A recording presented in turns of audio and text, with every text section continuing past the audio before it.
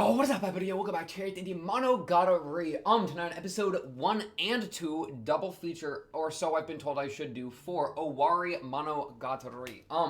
This is like the one everybody has like been so excited for, which is really scary but really exciting. We've just finished up Koyomi Monogatari last time we watched episode 11 and 12 together. So let me just boom get the comments for that on the screen. And so I say that because, like, you know, people jumping in watch order wise. We did do Koyomi.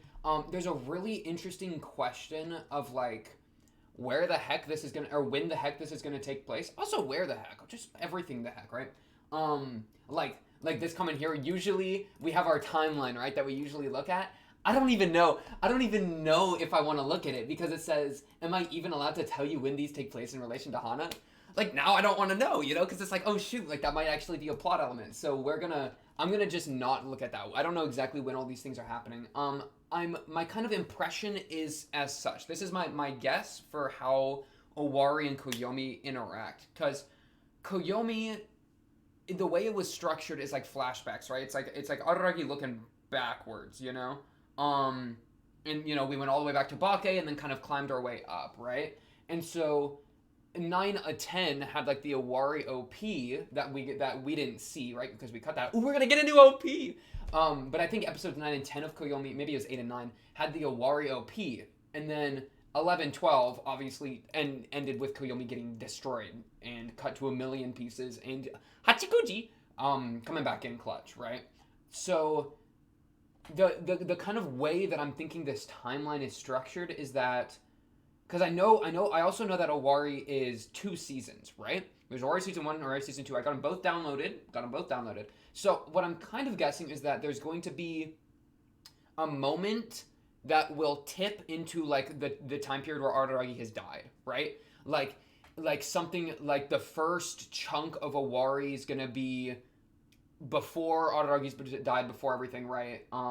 Like in that Hana Monogatari, or in that Koyomi Monogatari, like 8 and 9 area.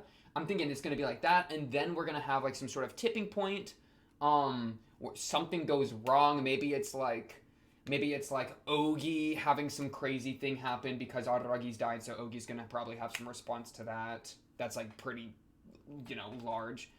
It could be Gon saying something. It could be someone getting revealed something. Like I could imagine that maybe like the second season of Owari is like another narrator other than Araragi that gets revealed that Araragi's dead, and they're like, holy shit, you know? Like a Senjo Gahara narrator, you know? Something crazy like that. Or like what happened to Shinobu? I mean, Shinobu was just in his shadow, and like they were kind of disconnected as vampires, which is crazy because, wait, dude, that's even, I think I was even saying that, but even in retrospect, it's crazy. Bro, Araragi being like a separate of a vampire to Shinobu is freaking nuts. Well, how much did that... Because the question, like, in a point that Araragi and Shinobu's connection, I think, has always been something that's keeping Araragi alive, right? Because if he dies, then the ramifications of that on Shinobu. But now, like, how exactly, like, is Shinobu gonna go full kiss shot mode? I feel like when did they say that? But I don't know. I don't think we have to deal with that for a few episodes, so I'm gonna leave that one in the chamber and then hopefully revisit that, like, because I don't need to rewatch freaking earlier scenes to remember what they were saying on that. But point being, for that connection to kind of be adjusted right before he dies, totally makes sense, right?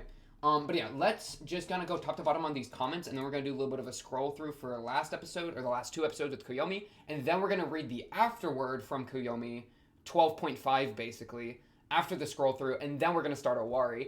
Watch both. We're going to do Owari episode 1, then we're going to talk about it, then we're going to do Owari episode 2, then we're going to talk about it, and then the video ends. So yeah, sounds good to me. Let's just get going. So right here, this is crazy. There's 2 crazy things to me about this comment. First is that 3 months ago, I challenged you to guess who will be the next one to die in Monogatari. Just to think that was 3 months ago. Oh, how the time flies. Correct answer is Araragi. The crazy thing about this, because like you say here, of course the guy who's ready to sacrifice himself to save anyone would be the first to die. The crazy thing is he didn't die sacrificing himself to save anyone, right? He was killed by Gon. He wasn't trying to save nobody. And because that's one thing I was saying back when this question was posed 3 months ago, I was like, if I remember correctly, I was thinking like, okay, Araragi dying would be like if Araragi gets to die, then we've kind of lost, right? Because that's what he's like. What we're kind of I feel like is like what we're kind of fighting against on what we're fighting against on a grander scheme is Araragi being willing to sacrifice himself so quickly because he's like for all the reasons we've described, like right, like having no center to his life, low self-worth, putting other people on pedestals, blah blah blah blah, right? So if he were to sacrifice himself and die for someone else, I would see that as like, oh, bad ending. Like he didn't learn his lesson. He got to die, which is what he wanted, you know. But what's crazy is the way that it actually panned out. Gon just killed him and like kind of called him out for the way he was playing the game, right? With the whole shogi metaphor kind of being a thing. Kind of called him out on all that in a kind of roundabout way, I would say. And then killed him. So he didn't get to sacrifice himself. So it's crazy how that kind of ended up, where it was like someone said something really good on that. So I'll just leave that in the chamber. Let me actually find that. No wait, I'm not supposed to click on that. Is it in here? It's something about rabies. We'll get to it. Okay. So yeah, let me just keep going. The Oshino philosophy thing, kind of maybe a translation diff on some of it. Instead of help yourself, it really should be save yourself, IMO. The different translations kind of use both terms interchangeably, which would generally be fine, but I strongly feel that save is much more fitting in this case. Yeah, I help, because like save yourself is like a deeper layer than help yourself, right? Like if I were to help somebody, that's like, oh, maybe I like opened the door for them when they were carrying a heavy box, or maybe I don't know, they tripped and I helped them up, right? But if I were to save them, like you don't save somebody from tripping on the ground, right? You save somebody from a crazy guy with an axe, okay? You don't save somebody because they're carrying a heavy box and need the door open. You save somebody when their house is on fire and you catch them when they jump out of their second story window, you know? That's right. Like it's save has such a stronger like emphasis and kind of connotation. So to say that you could only help yourself is like setting the bar way differently than you can only save yourself, right? Wherein that like if it is true that you can only help yourself, then that really does isolate you, right? It means that even as something that's like the more surface things like helping somebody up, like oh only you can help yourself up, you know, or whatever. But if you do use save yourself, then it's like you can still be helped because that has so much like save yourself is like this level of intensity in a bubble this big, right? Because you can help people, but then when you really get down to the crazy stuff, then it's like you're saving. So to limit it to save yourself means you still have all this room for people to help you. And I think that's accurate. I think that's true. So I would agree that I feel like save is perhaps better fitting because you can be helped by others, and that's what Oshino does to help people, and that's what Araragi does to help Senjugahara. But yeah. So I really like the word save there. I do really like the word save. Just because of the wiggle room that implies for people being able to help you, which is something that is true for how the show functions. Also, Araragi does consider himself to have changed since Kizu regarding his views on friendship, as he says in Bake Nisei, but there's no doubt it still has some weight on it. Yeah, like, the crazy thing is, Kizu, we literally watched Kizu after Bake, right? So we're introduced to an Araragi that has already changed in that way, and then henceforth, Kizu's like a flashback, right? Because we're going backwards before Bake, and then we see how he was. So the change that we're talking about here of Araragi changing post Kizu is something that we only got to see in retrospect, as opposed to actually seeing it happen, right? Where, you know, we got like it's like A to B, you know? We got introduced to B before we saw A. It's kind of almost like putting the cart before the horse kind of thing. And that's not a bad thing. I think that's just indicative of how it shows that like even since Bake, how much has Araragi changed, right? Because the only change we've seen, or like not the only, but this change we're talking about that we've seen with friendship was something that since Bake we had already seen, and then we only got it revealed to us that he had changed and that he was different after the fact when we went back into the past, as opposed to actually seeing him change just early on in the show, right? So the ordering of events there is pretty interesting. I think that kind of does underline how change has been for Araragi, though I don't know. I'll work on that later. the show, I like this thing of like the mystery of the show is less on who done it and to some degree why done it, but more in the how done it. Ugh, how done it. What about where done it? Wait, who, what done it? When done it? Where done it? Why and how? Wow, we got it. Kind of a when done it's kind of funny, but yeah, like it does. It's the show, and we've talked about this before, but it literally will like tell you the ending, and then it's like, okay, but how do we get here? And then we work up to it, and and I think as you kind of say here, really puts an interesting perspective in the saying about it's less about the destination and more about the journey. Yeah, like 100%. Where like if we see that, bro, wait, can I tie that to the road metaphor? Ooh, because we see the end of the road, but the journey, but the going on the road's not about necessarily the end of the road, but rather about the traveling upon it. Are you trying to tell me that, Araragi? Interesting. We'll talk about it later, Araragi. I feel like, am I missing a comment? Am I missing a comment? Wait, let me just refresh my page. And then do like sort by new. Oh yeah, right here. I knew I was missing a comment. I haven't even read that one yet. Okay, I'll get to that in a minute. All right, bet. Let me go back to what I was doing. Okay. So yeah, I agree with that for sure. And that's why I wanted to look at that comment because it has all this stuff about roads. So, you know what? I'm going to do that now. So I'm going to pause so I can actually read that comment because I haven't read it yet. I do trust it's safe though because it's MC Steve. So yeah. Give me one momento, por favor. Okay. So the road stuff, we got our two final additions to the Koyomi Monogatari road, the chapter 1, like, little bits. The Gon one is just terrifying specifically. It's again funny, or, like, I think important to note that, Araragi, like, this is Araragi making assumptions about her as opposed to what she says, right? Which, it's like the same kind of thing he did with, who was it, Nadeko? Where he doesn't actually ask Nadeko, he just assumes based on what he knows about Nadeko. And so he kind of does the same thing with Gon, right? Man, look at that, crazy. Nothing and then dead. What?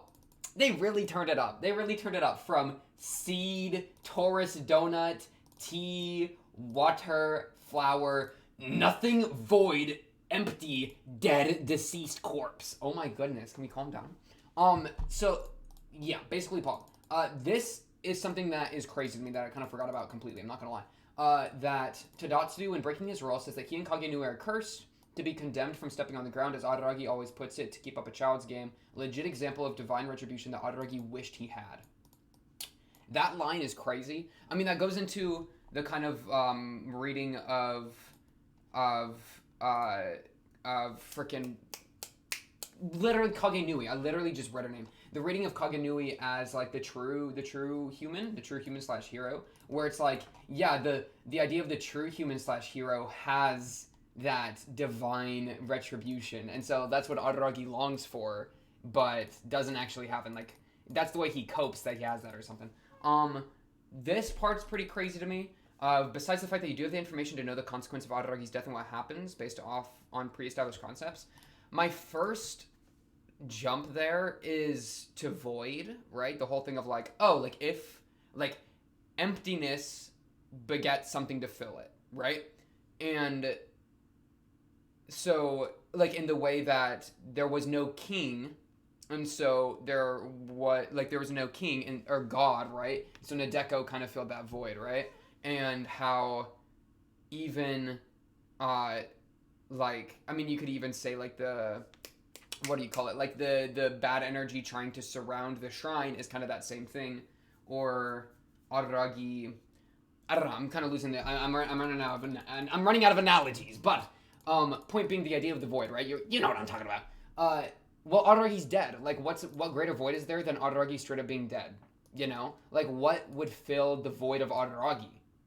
Right? Like, I mean, there's, like, just, even on a, like, not, like, crazy deep thematic level, but even just more literally, I mean, we have all these characters that are tied to Araragi, Senjugahara, Shinobu, literally the entire cast is, like, largely based on how Araragi talks to them, and how they interact with Araragi. Like, that's how we've gotten to know this entire cast. So for Araragi to disappear and or die, like, that's gonna have extreme ramifications for everyone. Though I don't think we're gonna see that until later in Owari, right? I think we're still pending on that. But whenever that does happen, I mean, that's gonna have interpersonal freaking boom, ripples across, right? So that's gonna be wild.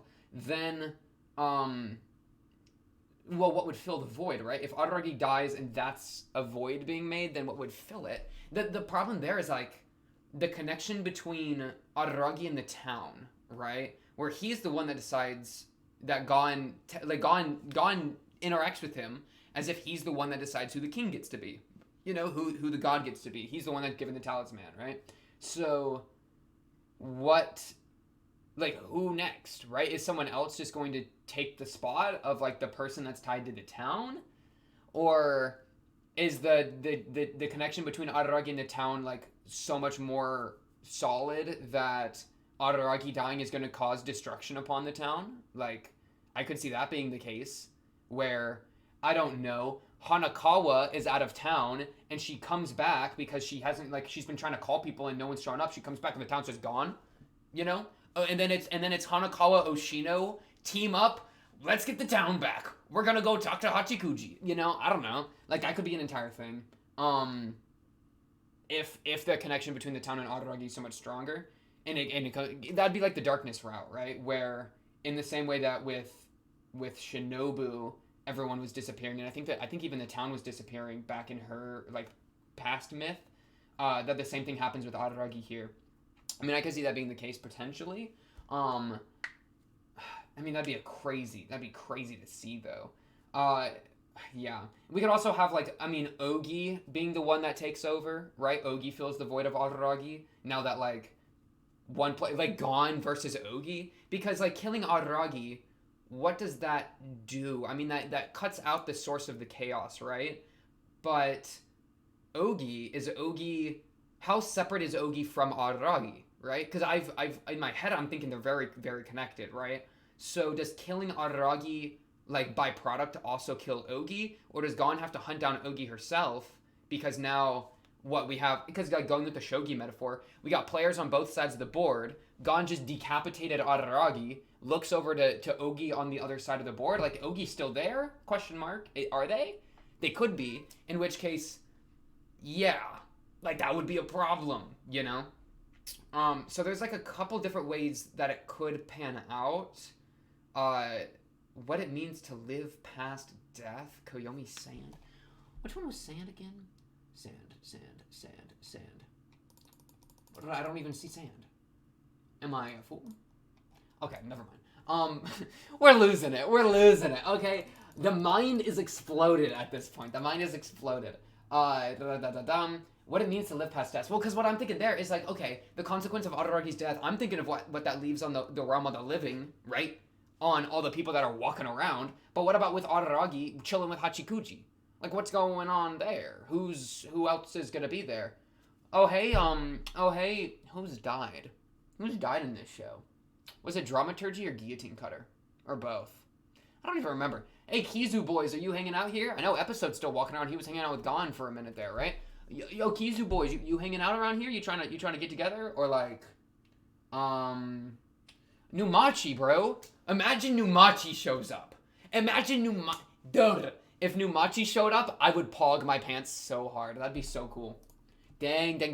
Well, but the thing is, Numachi...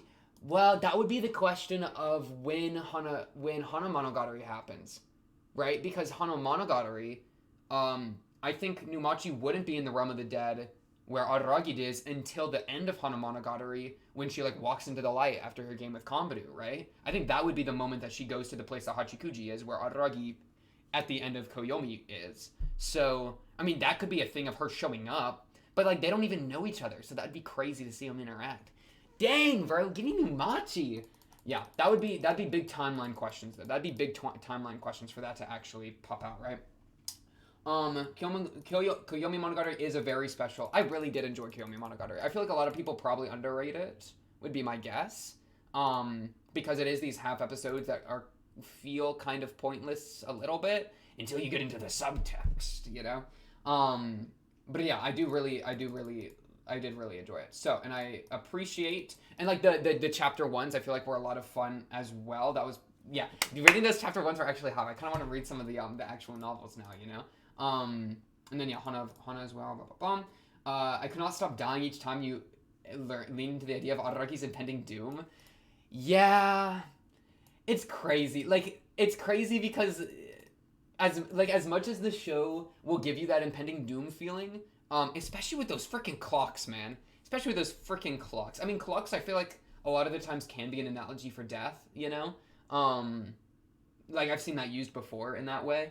And so those clocks and like the sand filling up from that one episode is still trips me out. But that like feeling of you can't help but feel it coming. I mean, it says Koyomi dead, and it's like, oh, so Araragi dies now. It's just like, yeah. I mean, I'm with you. I'm with you there. But yeah, real start of the end. Trilogy of Owarimonogatari. Nail bite, nail bite, nail bite. 3-hour videos incoming if I had to guess. Oh boy, please no. please. Please no. Bro, I freaking chowed on my Taco Bell before this recording so because I knew I had to be fueled up. Okay. Forgot to add them, but oh well, this one I think is first, and then this is the forget to add. So I'll start with this one. The Jungian topic, I like this a lot of like the danger of introspection, the danger of like shadow integration or whatnot. I feel like Araragi, like if we tried to full send this idea, that Araragi is doing it without taking the proper precautions, right? The right here of like, however, it's recommended to have a stable mental foundation or good self-esteem before trying to tackle integration. Oh, I don't think he has any of those. I mean, he literally is the opposite of a stable mental foundation. That's kind of the point, that his foundation is empty because the crown is empty because there's no God, right? For in Araragi's shrine, right? So he has the opposite of a stable mental foundation. It was only loosely balanced because of Oshino, right? Which is kind of what you go into here.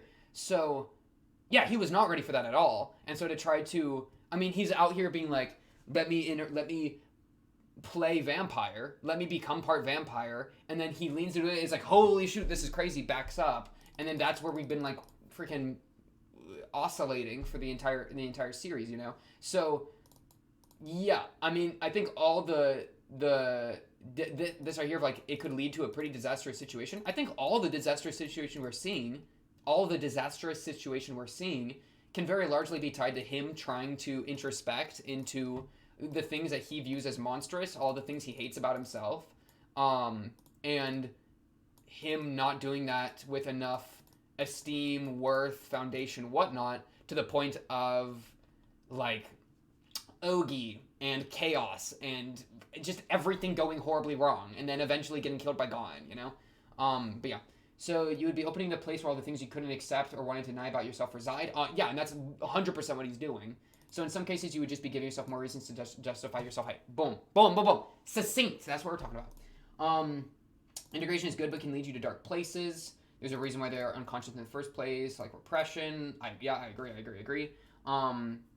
Which makes something traumatic. Things, yeah, and then the idea of like the trauma being part of it is why I keep trying to throw trauma into like before Kizu, that there was some deeper trauma. That is why his foundation was cracked, which then brought in Shinobu, and like the beginning of Kizu was him kind of beginning the shadow integration or whatever, because of like trauma from before that kind of caused the domino effect of the hatred. That's, you know, where I'm always saying like Araragi's dad is dead or whatever, right? I mean, I don't even think that's troll at this point, right? But I think there is some merit to the idea of like there was something bad that happened that Araragi hasn't told us about, you know?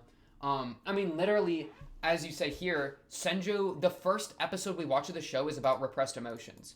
So, Araragi, hey, do you got repressed emotions? Right? That's where you started us. You are the one you're telling me the story, Araragi, and you started with repression.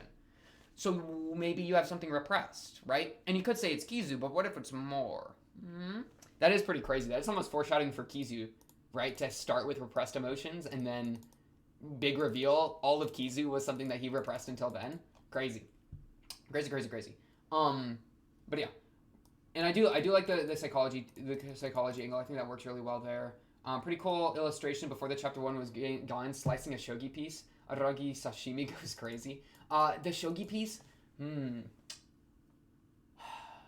yeah, because she is like making that slice thing. The funny thing to me, I feel like if we looked at it hard, I feel like when I looked at it, it wasn't one shogi piece cut in two, but two shogi pieces that were split, which is very different, very distinct. Because like I remember looking at it and like having that question of, is this a one shogi piece or not? And the markings on the shogi pieces, it's not like it grew up to the edge and then it was like broken off, right? Like if you put them next to each other, they look like two distinct shogi pieces that were separated, which is almost to say that Araragi and Ougi were separated as opposed to Araragi being cut in two? Question mark? but that they were separated through killing Adaragi. Adaragi was sent to the spirit plane while Ougi's still on the surface plane, question mark. Big question marks, big question marks. And then huge vacant king dilemma. Yeah, right here. And Gon just said, F it, kill the dog and the rabies ends. That's that rabies thing I was talking about. I mean, that's like exactly it. That's exactly it, right? Of, like, pull it by the roots, you know? Kill the dog and the rabies ends. But what if the rabies is already spread, okay? How many people has the dog bitten? What if the rabies has gone airborne? Airborne rabies. Ougi is airborne rabies? Yeah. Big Hachikuji comeback as well. Oshino Ougi is Oshino Ougi. Very well said. Alright, guys, just chilling. Transportation. I want to watch that again. I'm just chilling in a freaking transportation device. I mean, it is a transportation device. I'll skip this. I'll skip this because it sounds fun to skip this. Who done it? 100%. I think we have to about that for a second. You'll probably notice once you begin the next season as to why jumping from Koyomi dead into Owari is a lot more interesting in context. I'm very excited to see that. I am very, very excited to see that. And then, yeah, okay, so I think Oshino stabilized the city twice. First by taking care of the legendary vampire. Wait. I think Oshino stabilized the city, first by taking care of the legendary vampire twice, then by using the talisman in the temple, preventing them from gathering and creating eccentricities. Then he left. Yozuru came for Tsukihi, and then she stayed to watch over Adaragi. Yozuru came for Tsukihi. Adaragi misused the talisman, and that's why an unstable goddess appeared. Kaiki solved it and left, leaving the temple without a god, without a king. Gon knows that Ougi's out there causing trouble. And yeah, I mean, I agree. I think this is pretty fair. I think this is a pretty fair beat for kind of the situation we're at. I would agree with that. Adaragi was a piece that was sacrificed. I don't know what piece it is, but it isn't the king. How important was Adaragi to the city? That is such a big question. That is such a big question. Because I feel like Adaragi's a player of the game more than a piece, you know? And that the game being played improperly is the issue, as opposed to... Because, like, if Adaragi's a piece, then who's the player? Gon? You know? Yeah, so I'm kind of thinking Adaragi's a player who is misplaying the game, and that's why he was killed. Not that, you know, and that's why there being no king is how the game was being misplayed. Yeah. Nisei's problems are irrelevant. Black Honokawa appeared, Goddess Nadeko, blah, blah, blah. Adaragi is important to us because he's the main character, but I think if he hadn't existed, the city would be more stable, maybe. Yes. Well, he's definitely, like, that's, I don't know. I don't know what the city represents, right? Like, would the city be more stable if he didn't exist? Like, sure. I think so. Because he's such a force for chaos. But the city as we know it, I mean, we're seeing the city through Adaragi's lens, right? And he's the one telling the story. So, at least in the way we view the city... Like, I don't even know if we could try to separate them like that, you know?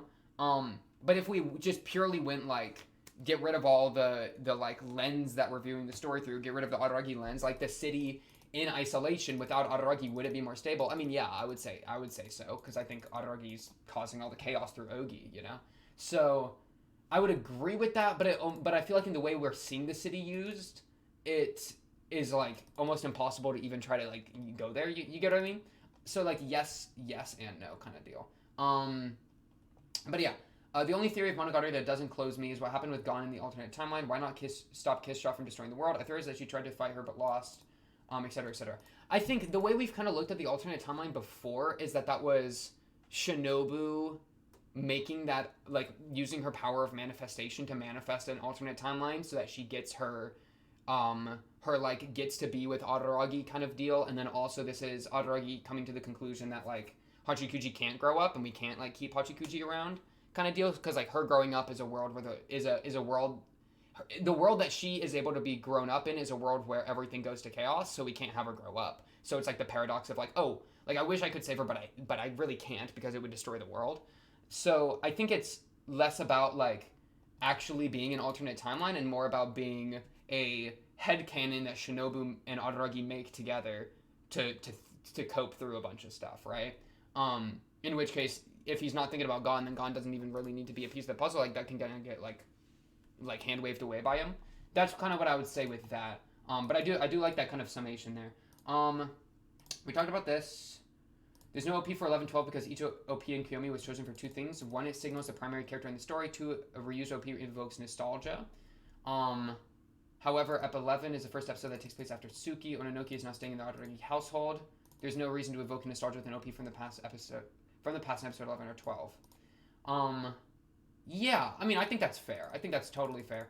I think it also like kind of has a purpose of taking it almost from the past back into the present, where with kind of in the same way that you're using nostalgia, but like through 1 through 10, right, where going back into events that have already happened in kind of looking at additional stories there. But 11, 12, the whole going back part is like almost antithetical to Araragi dying, right? Because if he dies, then how do we go back?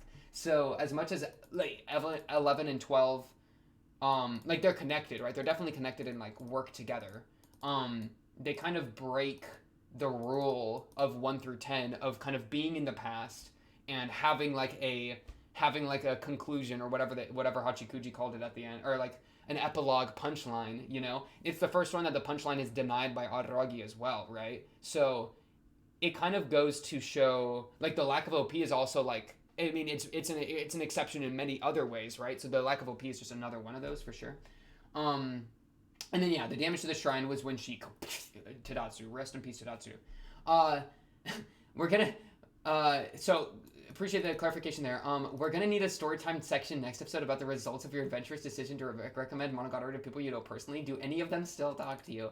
The funny thing is I recommended it to this person, and I think they watched it in the wrong order. I think they started with like Nisei or something, and then I didn't hear from them ever again about Monogatari. So I assume they watched a few episodes of Nisei, got to one of the more crazy episodes of Nisei, went, holy crap, why did this guy recommend this to me? And then decided to take the piece out because they didn't start with Bake, which would have given them a bit more time to get used to it. Yeah, so I think they got trial by fired and they burnt. So they still talk to me. I mean, we still clutch in there. Yeah, and I've also met a few people that have already seen Monogatari in person. And you have no idea how hard I have to bite my tongue to not like they'll say something that like I kind of like disagree with, you know, because I'm out here yapping about the show for freaking hours on end. And so they'll say something that's like, no, wait, you're missing the context, blah, blah, blah. And so I have to bite my tongue so hard so I don't go on like a 3-hour like insanity rant about like subtext and nonsense. But wait a second, you're not understanding that losing the true human of Kage Nui, is tied to the life affirmation, blah blah blah, which is why Senjugahara almost dies or something, right? I don't know, but like I have to bite my tongue on that. So yeah, we're probably gonna stop recommending Monogatari to people. We're just gonna have to withhold on that one. That's okay. It is what it is. Seeking the attention of the true human hero after trying to ignore the true monster last episode. That's what Araragi's doing. But while that's going on, the monster itself is getting close with the true monster. And then we get that same scene, but Tsukihi's like way closer with Ononoki, right? Monster self, true monster self, if we're going with that. At some point you only started wondering how to score a point against this opponent instead of whether your question will get answered. He didn't think about winning or what winning would entail. He just wants to look like he tried and fail. He's literally putting on a show. He's literally it's a stage play, bro. It's a stage play. We get stage play imagery constantly. I mean, this entire thing is like a lot. I feel like so much of this is just him coping, right? So for him to not actually care about what you would expect the end goal to be, but instead is just trying to it's like the role thing, right? We with the stage play, right, with Tadatsuru, where it's like, oh, the roles that we've been manifested. Bro, the roles thing that Tadatsuru is talking about is just like the shogi pieces. Araragi said, Tadatsuru, you're a rook. Tadatsuru said, I don't want to be a rook anymore, and then Ononoki killed Tadatsuru. Bro, because Ougi was playing. Wait, who's Tadatsu?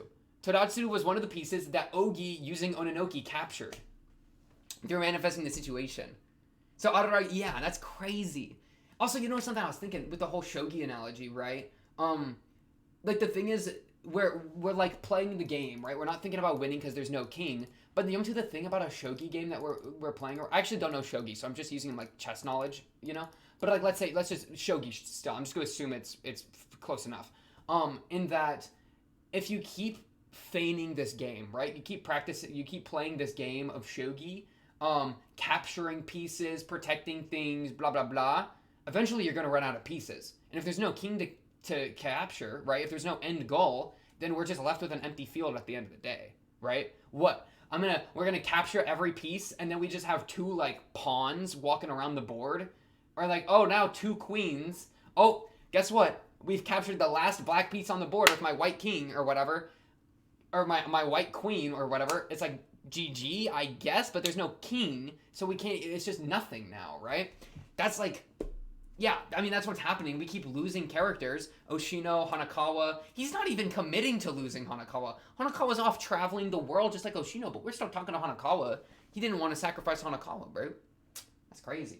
But like, Oshino, Hachikuji, even like Numachi, in a sense. She's kind of weird because she's Monogatari. Or like Tadatsu or whatever. We keep losing these pieces, but there's a point of like, if we this is not sustainable. This is not sustainable. You can't just keep throwing new pieces on the board just to get rid of them with no end goal in sight, right? Yeah. So that's just it's a crazy metaphor that I think hits so hard with the show. So I really really like that. And then yeah, for Araragi to go to Kagenui, it is kind of funny that he does this last, right? That Kagenui is the like with the chapter 1s. Kagenui is the last person because he kind of does it with Gon, but like he just makes an assumption with how Gon travels roads, but.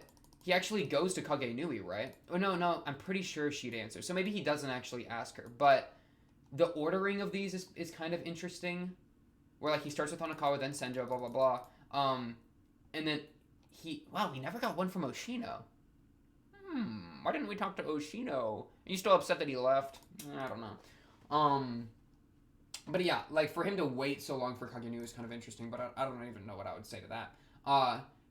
The thing I did want to say is that I think there could be a connection between, like it's pretty crazy how he loses, right when he loses, the true human/hero, loses, Kagenui through, like, the darkness taking her, whatever, her disappearing, that's when he dies. That's when Senjugahara almost gets hit by a car. That's when all this is happening, right? The call to death, like, fully spirals to the point of no return after losing Kagenui.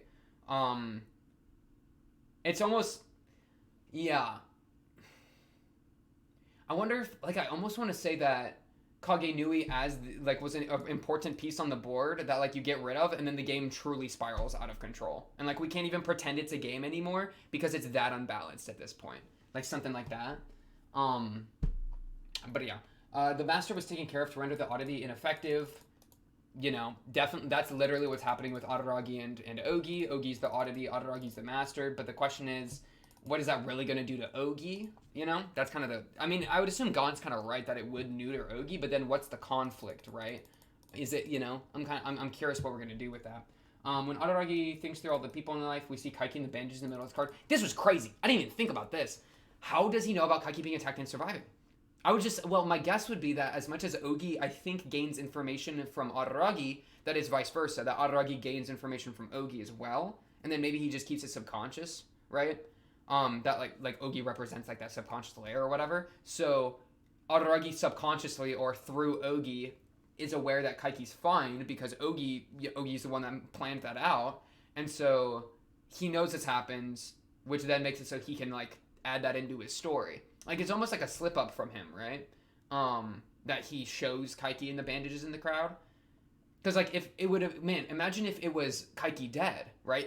If he was thinking to all the people that's been lost, and he just thinks of, like, and we don't even know where Kaiki is, and we found Kaiki's corpse the other day. It'd probably be the we don't know where Kaiki is thing. Like, that would tell us that he doesn't know where Kaiki is. He doesn't know that situation. Which would make him more distinct from Ougi, but because he does know, that makes him and Ougi's connection even stronger, right? So I think it's more foreshadowing for that. The phone call of the one affirming life getting louder as death approaches. The ringing of the telephone, like the ringing of the bells, the church bells. For whom the bell tolls, it tolls for thee, Araragi. Whoa. Okay. I'm at a standstill. True. We're running out of pieces on the board. We can't even pretend to play the game anymore because we're losing so many pieces. As long as you have a king, you can still win. We don't got much of a king anymore. Without a king, there are no conditions for victory or defeat. Exactly, because he's just faking everything. Referring back to episode 11. The shrine currently has no object of worship. A million %. But now what? Hachikuji! Hey, Hachikuji, we're going to rip you from heaven and put you on this shrine. Now you are God. Imagine. What would I don't know. We need who would we even put on the shrine of worship? Who's like the best answer? Senjo. It's just love, man. Just make your life about Senjo. Because I would say that the object of worship is like the thing on the shrine is a metaphor for like the most prized thing, the most central, or like not the most prized, but the most central, core, foundational piece. Maybe like the word ideology or something that someone would like structure their life around, structure their traveling of a road down, blah blah blah, right? So Senjugahara seems like a pretty honest, wholesome answer. I mean, she's the one that he doesn't talk about very often, and I think the two of them have a really, strong and like, honestly, wholesome relationship. Like, it's very life affirming, So, frick it, we ball, right? Senjo, sit on this throne for the rest of your life, right? But she's also not an oddity, so I don't know if that really works, But like metaphorically, Senjo would be my answer if I could just pick any character. But if I had to be an oddity character, who do we even choose? Actually, he's just dead. I don't know. He's not ready for this. Whatever it was, this is hard, dude. That's the thing. Like, figuring out what should be your center in life is so hard.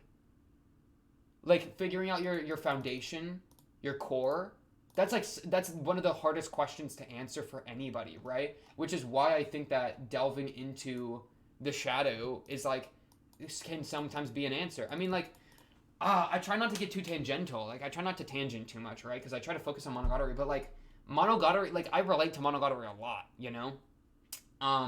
More like and more with this Araragi stuff. I feel like it's like the connection's really strong. I feel like I've been in like some of these situations, of like attempting to delve into the things that I find monstrous about myself to understand myself better so that I can be the most me I can be kind of deal.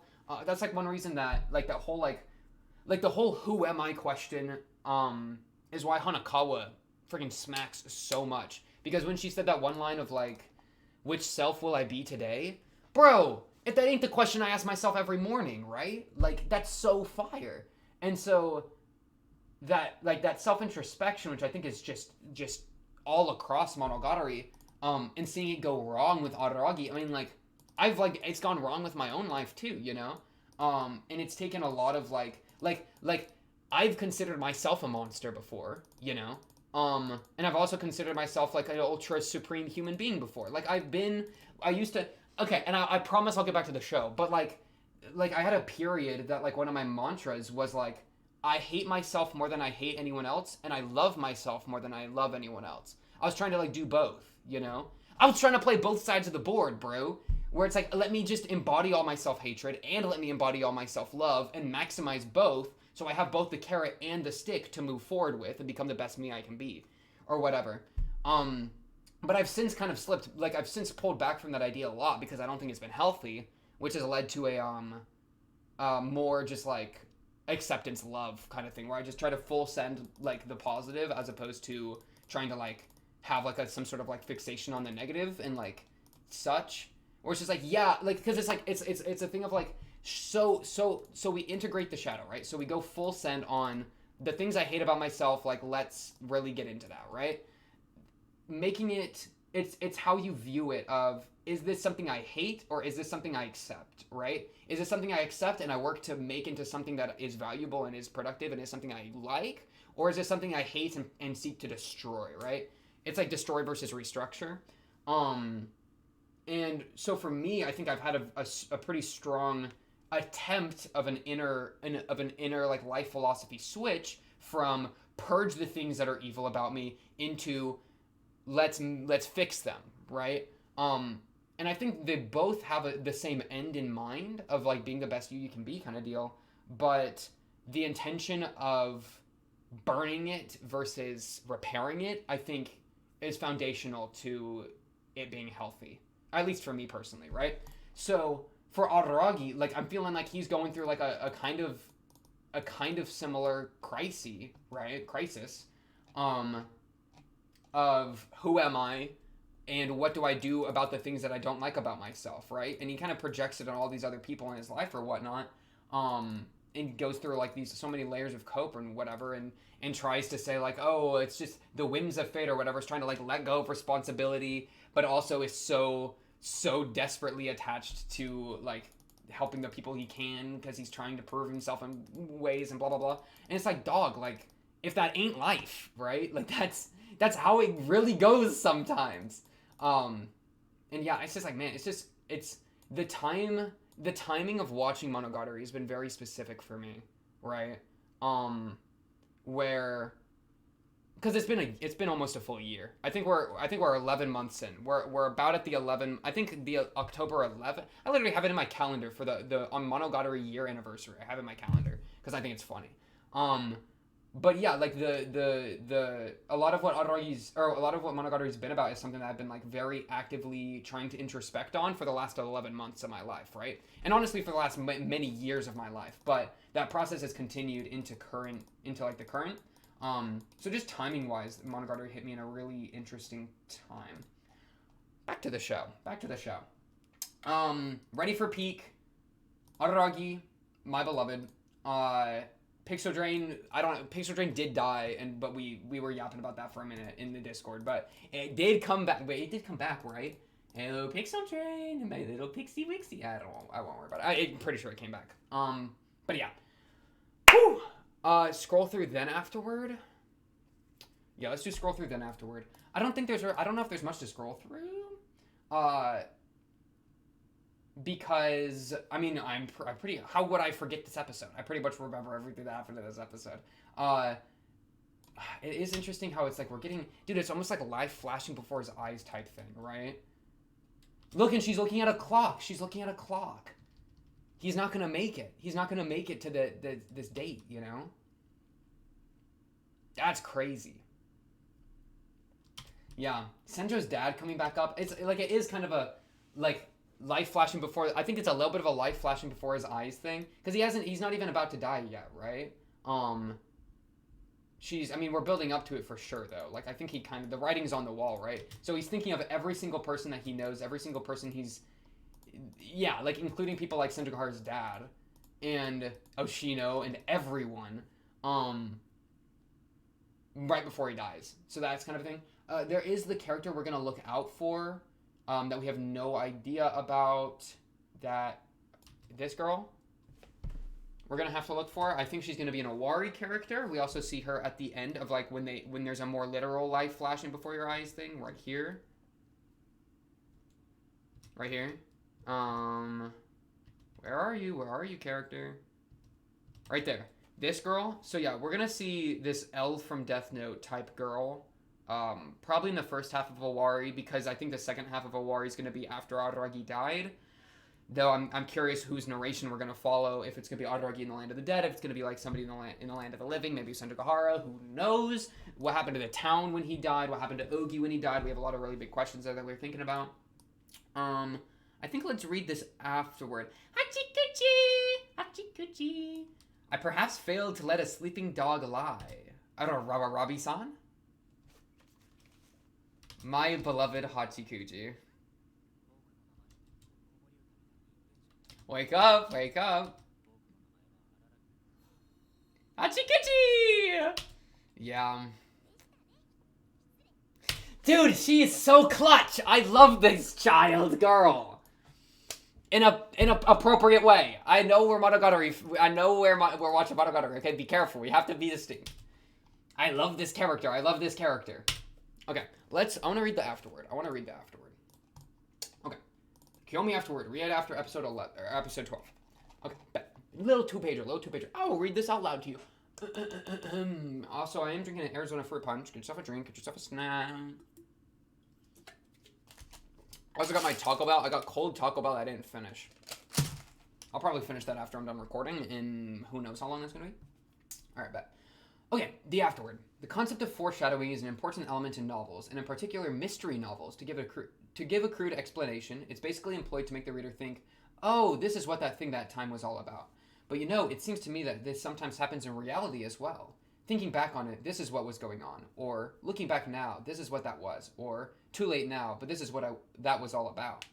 I imagine we've all had experiences like that, of reflecting on the past and realizing something along those lines. Which, can I put this, seems like it's probably accompanied by a certain amount of regret most of the time. I'm recording, right? Imagine if I wasn't recording. Okay, sorry. Like, if I'd only noticed earlier, this never would have happened. If foreshadowing ends up making us think, I should have noticed then, or if I were more observant, I would have realized what was going on, then it makes a certain kind of inevitable sense that it would be accompanied by regret. But I wonder, is every recollection that makes us feel something akin to regret a product of foreshadowing? It certainly doesn't seem like it. If you're wondering whether an event in a novel that, in retrospect, seems like foreshadowing actually was foreshadowing, you can ask the author. And if the author is an honest person, then he or she might even tell you. But in real life, there's no way of knowing. Human beings are prone to drawing all kinds of connections, even when there are none. So depending on one's interpretation, just about anything might be seen as foreshadowing. Not to bring up the whole friend of a friend thing, but there's a theory that everyone in the world is connected by no more than 6 degrees of separation. I've heard this. This would seem to suggest that we live in a surprisingly small world. But is a relationship separated by 6 degrees really worthy of the name? Can you really say you're connected to that other person? Can a friend of a friend of a... Wait. Can a friend of a friend of a friend of a friend of a friend of a friend really constitute some kind of foreshadowing in the tale of your life? None of this foreshadows anything, of course. Koyomi Monogatari being the second installment in the Monogatari series' final season.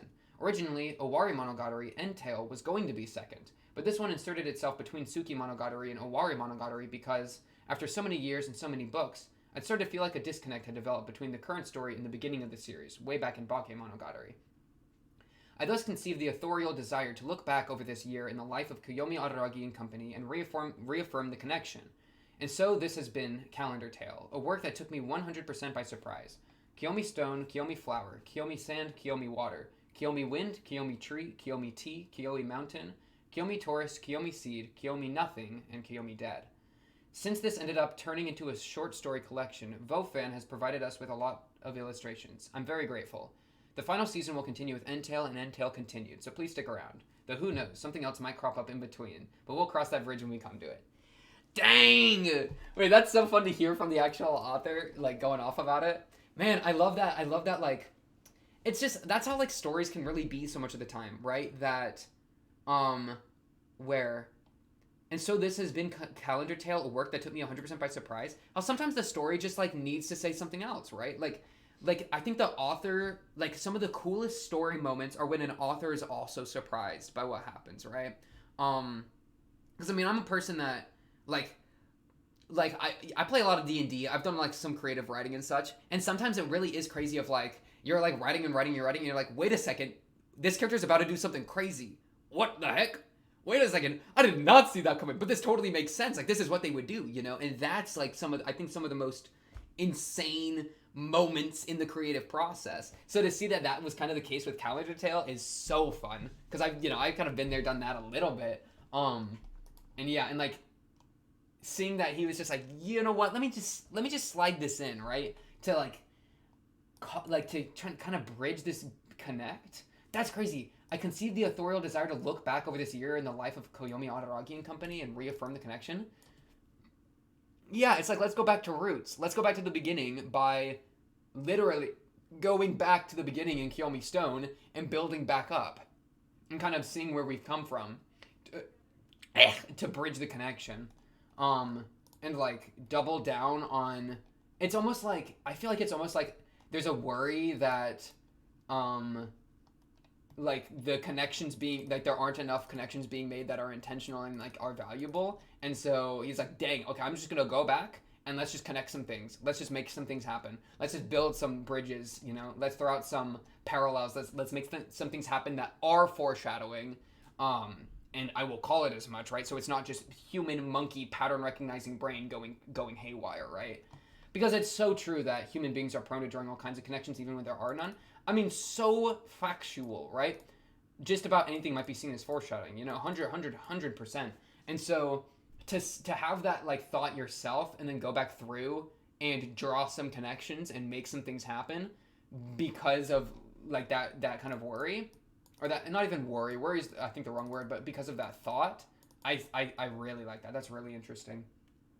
It is also fun that specifically this is defined as a, like, the concept of foreshadowing is an important element in novels, and in particular mystery novels. That almost is like, I wonder if that's even like kind of saying a little bit that Monogatari is a little bit of a mystery novel, you know, which is kind of fun. Like not, you know, maybe a little bit. Maybe this is just me making connections that aren't actually there. But man, they're literally we're getting called out right now. Human beings are prone to drawing all kinds of connections even when there are none. That's literally what I do twice a week for like an hour and a half with Monogatari for the last 11 months, bro. Drawing all kinds of connections even when there are none. That's me, bro. Start talking about me. Let's see. What else in here? Saying that's happening in real life too, like a real life foreshadowing. I mean, that's just the power of retrospect, 100%. Calling that foreshadowing's interesting, because foreshadowing does, as described here, has that implication of like, this was intentionally put prior to, what's the word? I want to say foreshadow. What's a synonym? This was intentionally put prior to plant seeds for what's to come later, you know?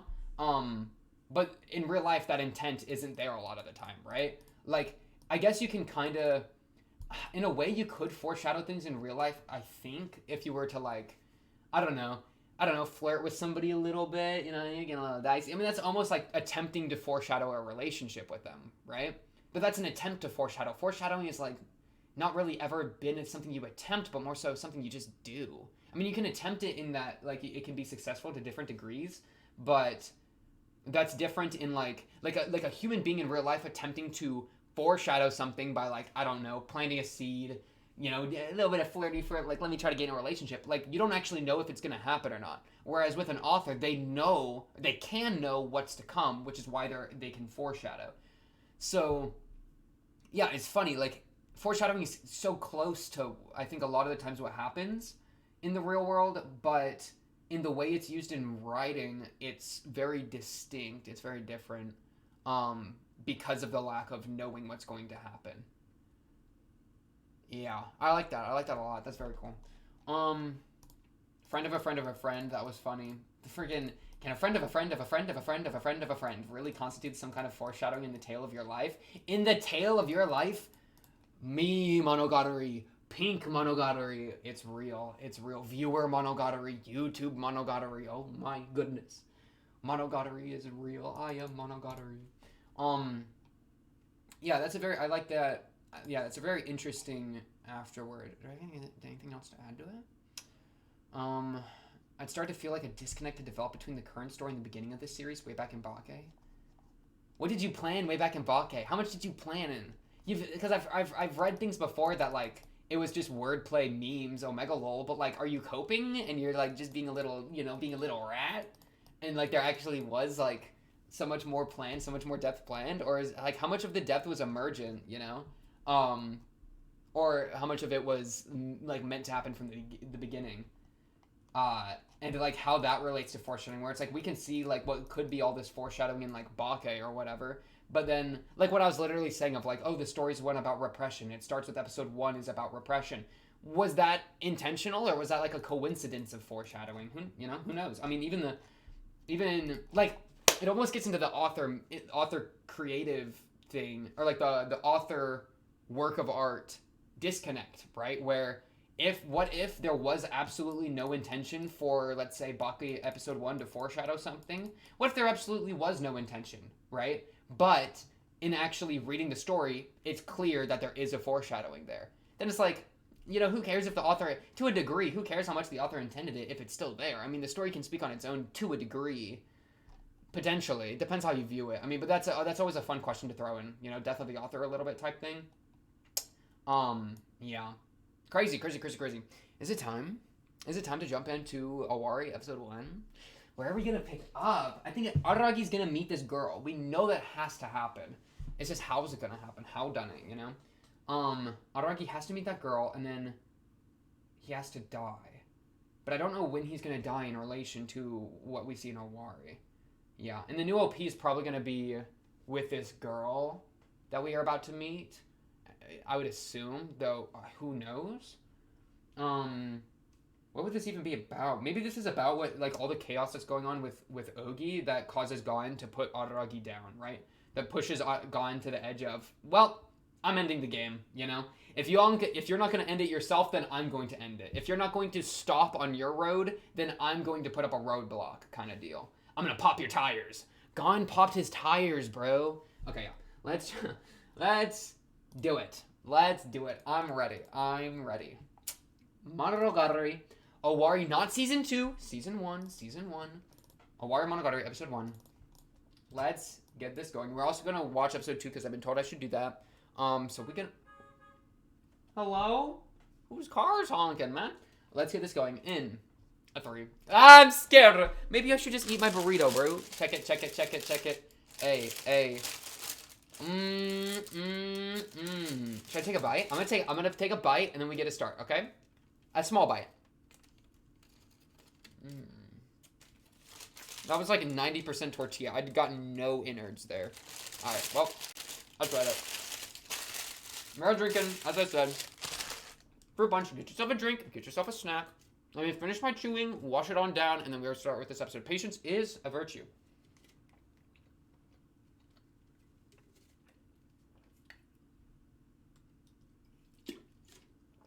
Alright, let's get this going. Owari episode 1. Out of 13, there are so many of these. Let's get going.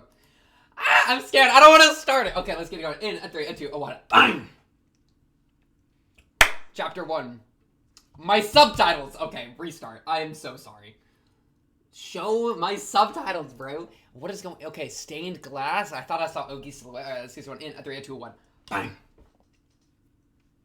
Ougi formula. It's an Ougi. Okay. Ougi formula. Euler's identity. Oh, no. Math. No, not logarithmics. I forgot all of this. No. Yeah, like golden ratio type stuff. I got you.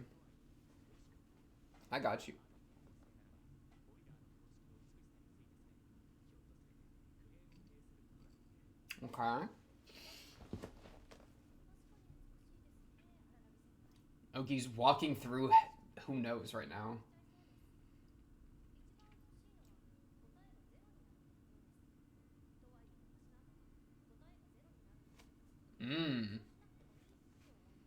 It equals itself out to 0.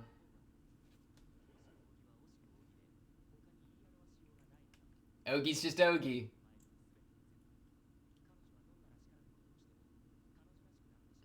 Assimilates? Yeah.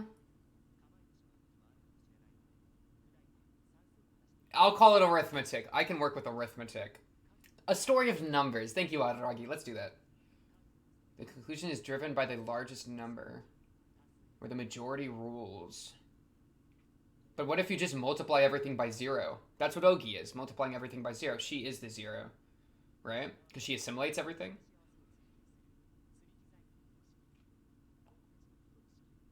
Okay, what are you yapping about, bro?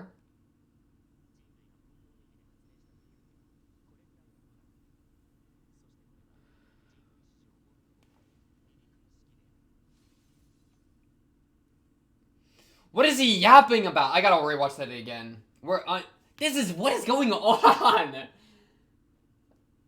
It's like a spy thriller, bro. Dang, Ougi got production value. Okay, it's an Ougi song. Okay. Yeah? Where are you jumping to? What is this, like, crazy... oh, it's a school. Yeah, what is that little walk for? You did not... Okay. Ooh, look at the subtitles! I'm full of contradictions. Paradoxical. When we are all present. The middle of the clock? That's really scary.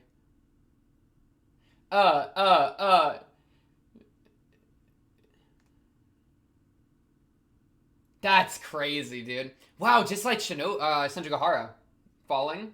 That makes me think of Senju. Where are you going? Remember our Boundless regret. With the eyes averted! Eyes averted! Underline it, underline it. With ears held. Get out of my TV! Get out of my TV! Oh, dude. Infinite Ougi, bro. Infinite Ougi. Oh, this is so scary. What is going on? Hello? I've never experienced that. Oh, he's trying to... yeah, Aragi's trying to get out. How are you trapped in here with Ougi? What is going on?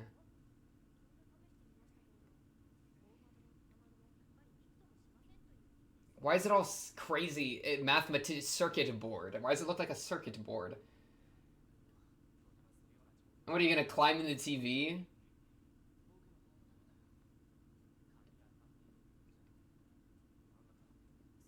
I don't know he's alive, by the way. Look at him go. He's just walking around. Okay. So yeah, we back in time. A little bit. Just a little bit.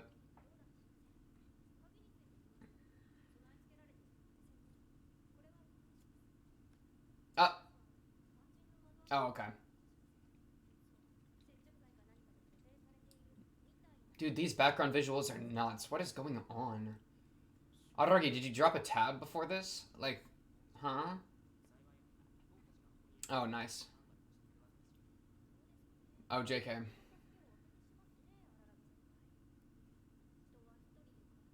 Yeah.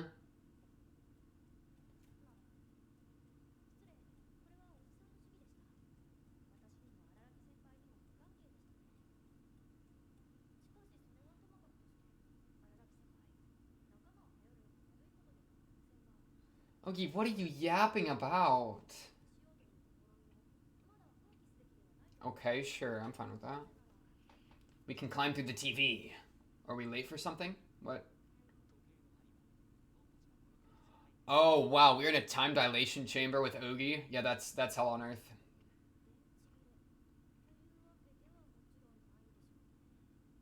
A full standstill, bro. A full standstill. Exactly half a year after I was bitten. Okay. Well, that's good, Konbru. It's Ougi.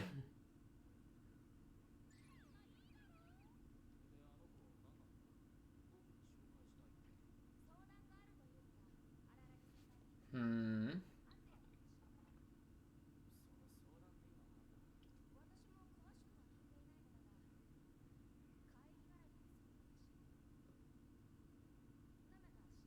This background music's crazy, bro.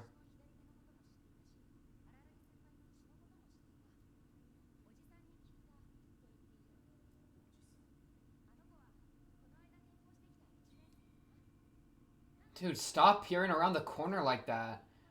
You are not... I don't know what you're on about. You don't gotta be that scary.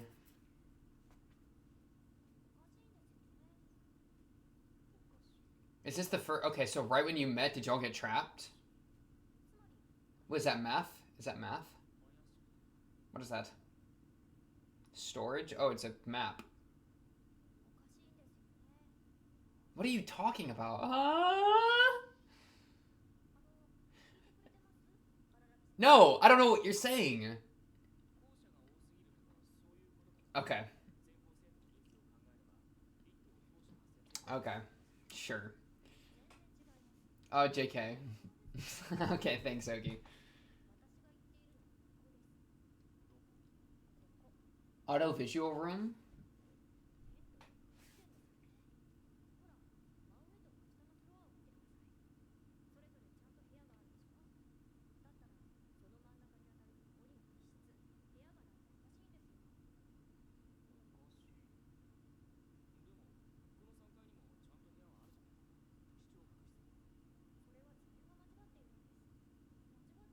What are you talking about?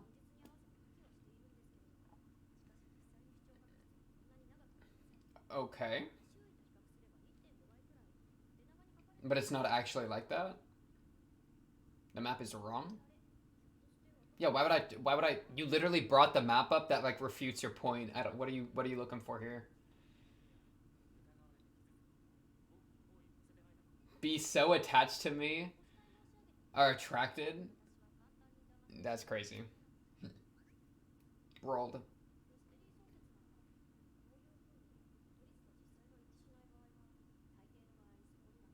If this were a mystery novel, hypothetically, of course, hypothetically.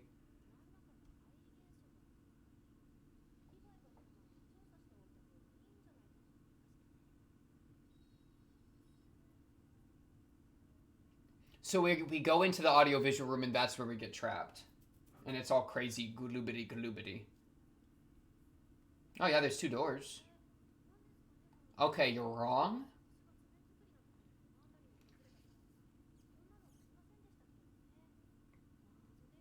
The TV, why is it, everything's so different now? It's like being shown as like a grainy horror film or something. They're doing like the ring thing, right? With her climbing out of the TV in the OP too.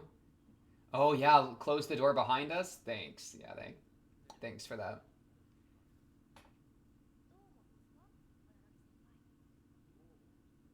Half a year after.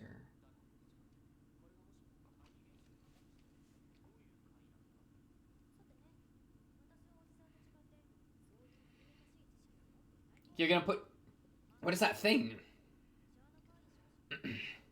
Oh, okay, Koyomi heart.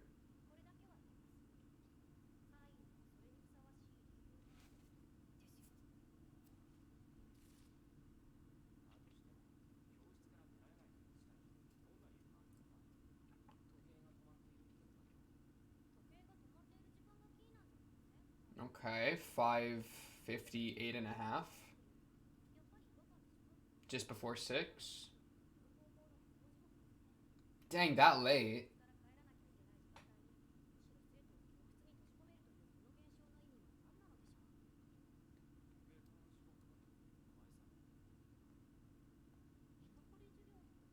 Oh, wow. You can't run away from your studying. That's funny.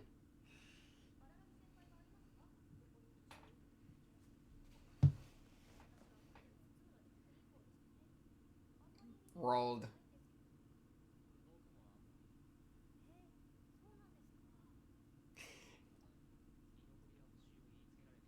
I just tend to skip them if I'm asked to show up. I have lately, but even more so during the first year. Okay. He's admitting that he's. Whoa, whoa, whoa, whoa. What was that? Have you been repressing that? You want to talk about that dog? Your whole first year? Yeah, what was that?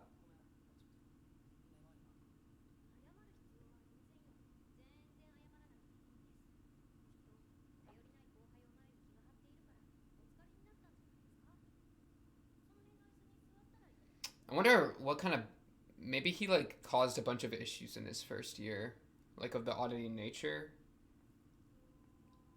I don't know. I'll have to think about that more later.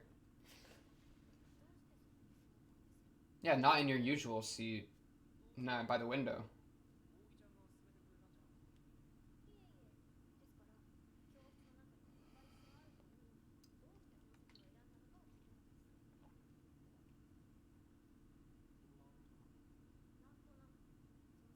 No, maybe.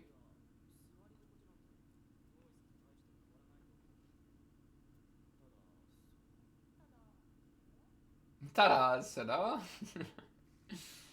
I'm used to this one, I guess. Oh, so this is from your first year. Did you have a class in here?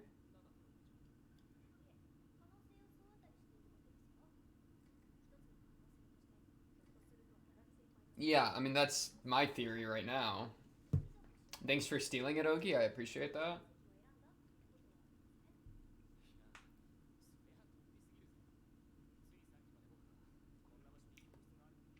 You're good at forgetting things, bro. You conjured it, Aragi. Did you conjure it? Is this your oddity? Yeah, maybe.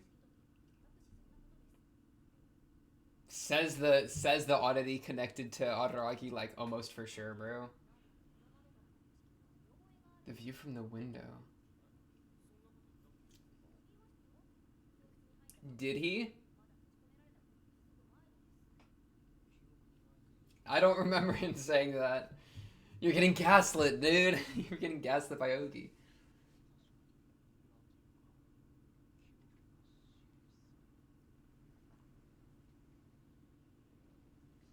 Whoa, he's sinking. Dude, what is going on?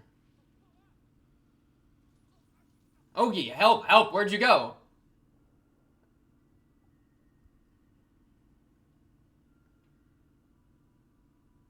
What crazy imagery, bro.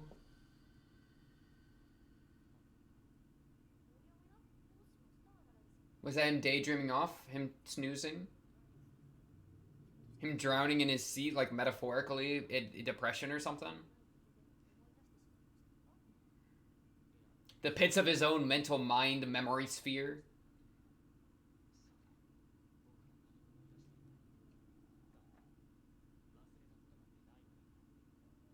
Copium?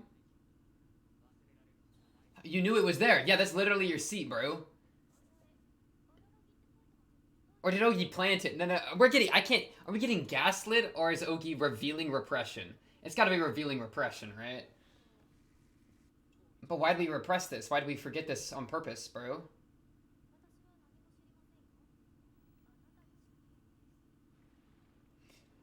Oh, it's beautiful!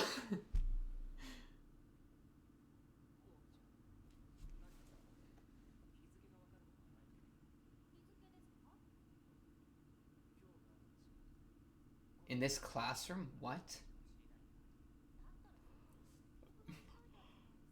Oh, I get it now.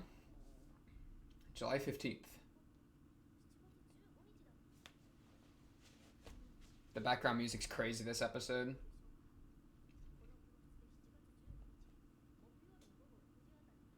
It is really like a little mystery. Oh, but what happened? Oh, but what happened?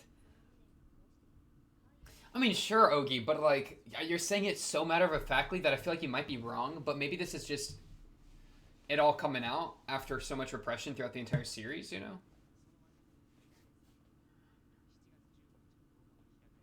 Class meeting after school.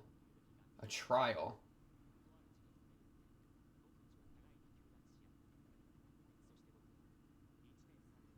Judicial maelstrom.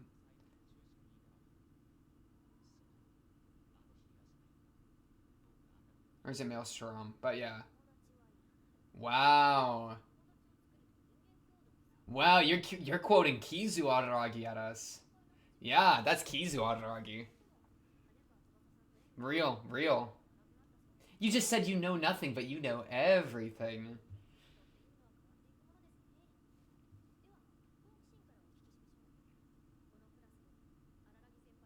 Mmm. Mmm.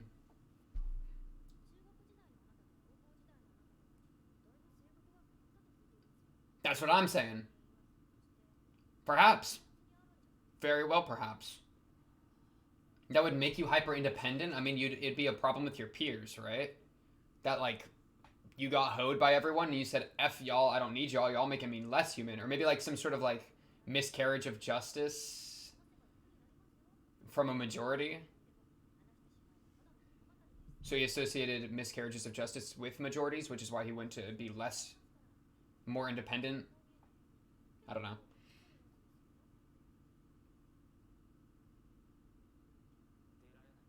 We couldn't get out. Oh, we're repeating. We're repeating it.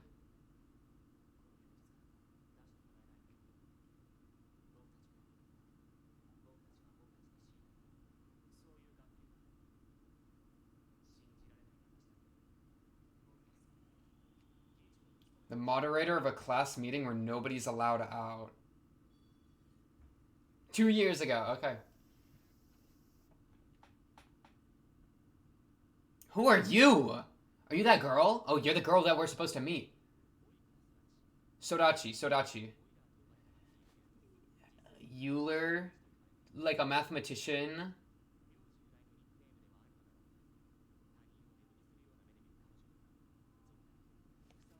Dang, Euler. Okay, I'll call you Euler.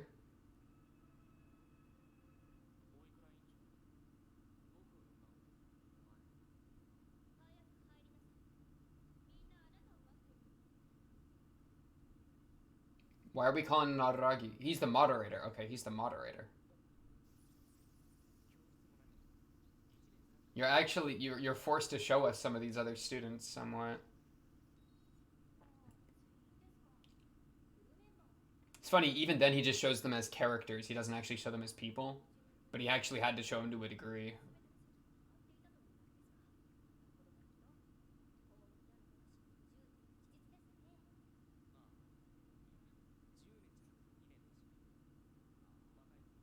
Oikura. Oikura.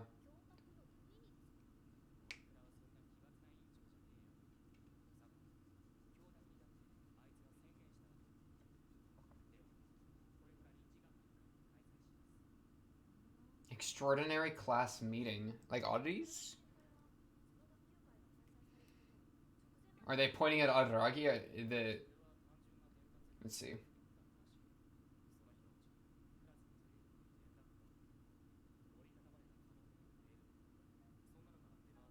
Hmm. Yeah, wow. It's crazy because like he was abandoned. And then I think that's why he started coping by saying that all the independent stuff, right?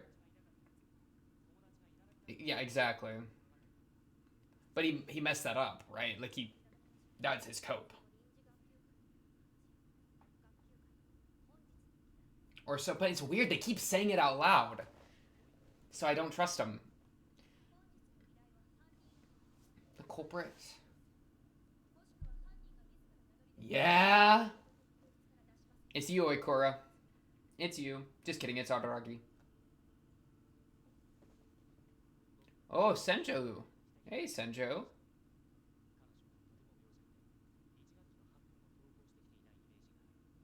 Hmm. Yeah. The gravity of the situation. That's kind of funny because her weight's like the entire thing, right? So even somebody as weightless as her was captured by the gravity. Ooh, ooh. Okay. Math study session.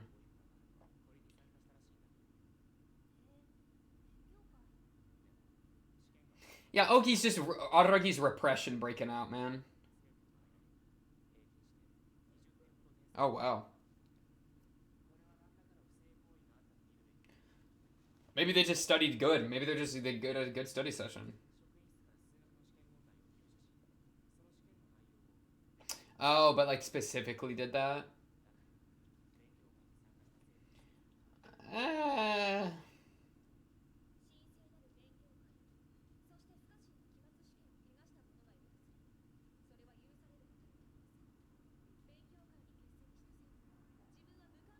yeah, why not?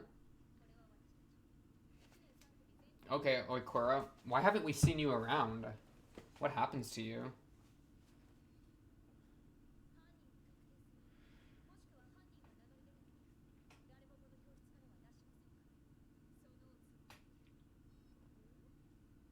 That was such a quick flash.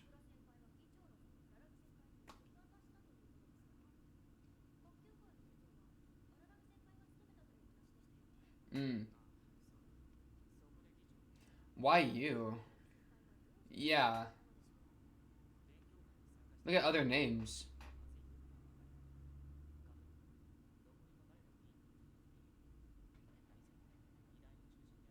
Were you like the worst one or something?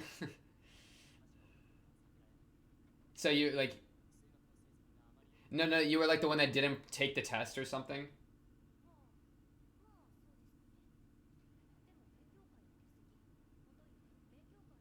We'll see. Let's just see.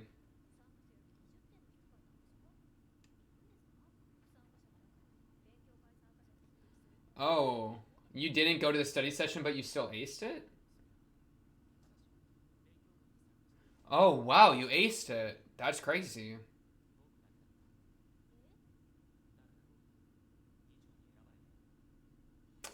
Dang! He aced it. Your other scores were bad? Is that the case? I couldn't tell. He could have been the one that did it and then passed the tests to everybody else to make him not look like he's as exceptional. Pathologically. Dang. Dang. Rolled. What did Senjo get? I don't think they had her name in there that I could see.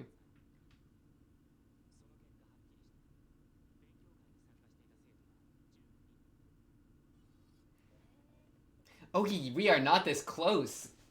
Flip you over.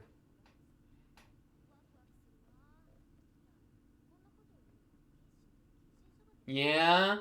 Ougi, we are not this close. You're making me feel some kind of way and I'm not here for it.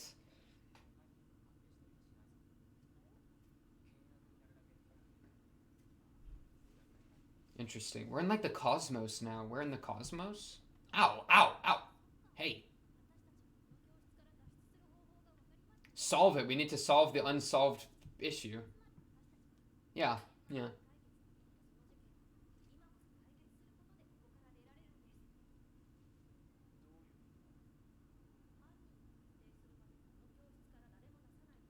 You've never been fully let out of the room, hence you're back in it.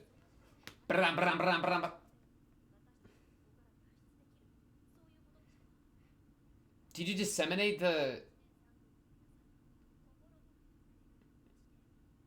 Yeah, exactly. The test. Did you give the test to everybody else to like make yourself not look so crazy or something? I don't know. Because it's just gotta be Araragi, right? Who else is it gonna be? He's the only one in here still. Yeah. Because of his own guilt for being the one that did it, but then didn't admit it and then caused everything to go wrong. But why would he... Fundamentally, big word, big word. No, I think he cheated.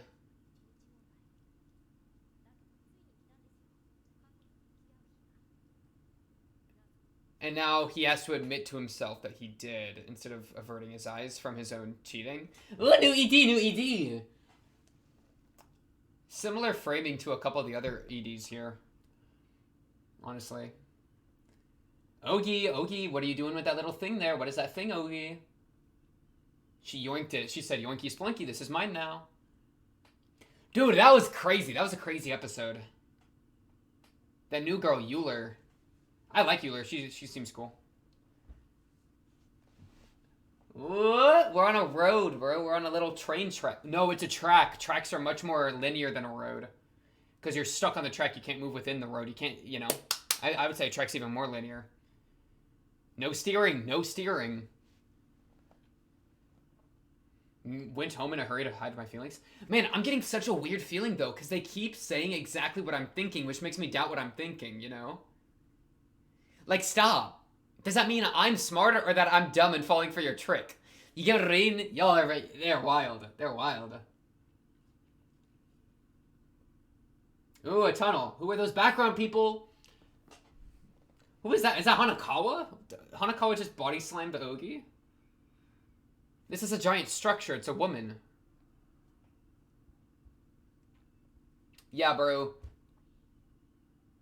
Dang, is that a younger Araragi piloting the ship forward? Maybe he was friends with her back in the day or something. With Euler?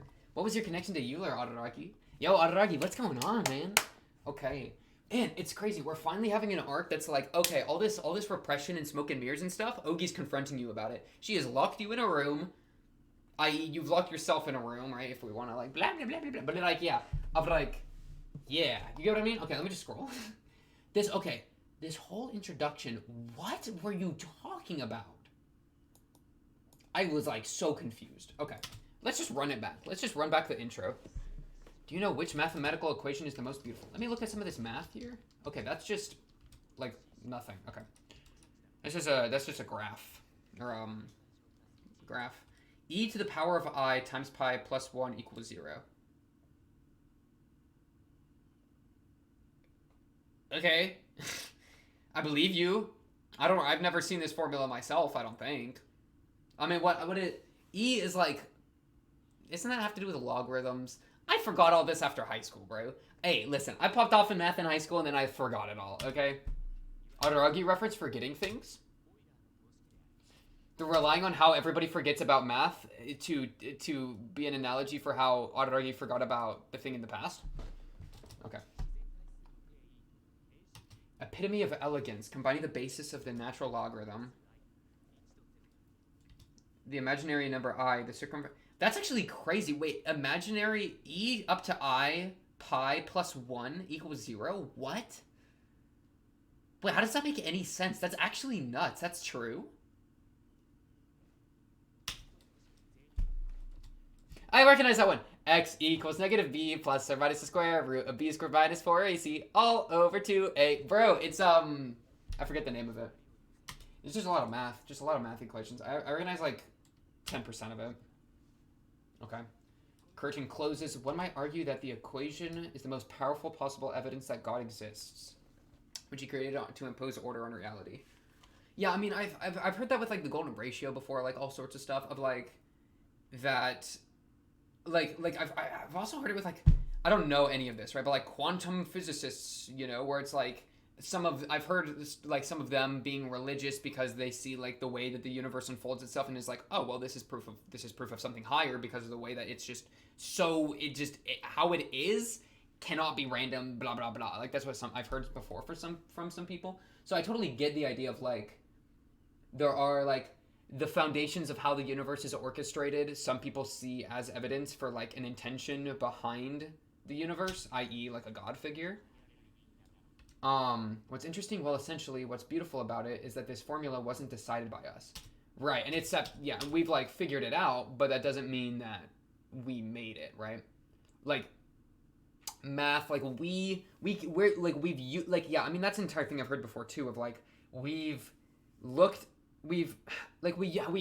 created language, right? But did we create math, right?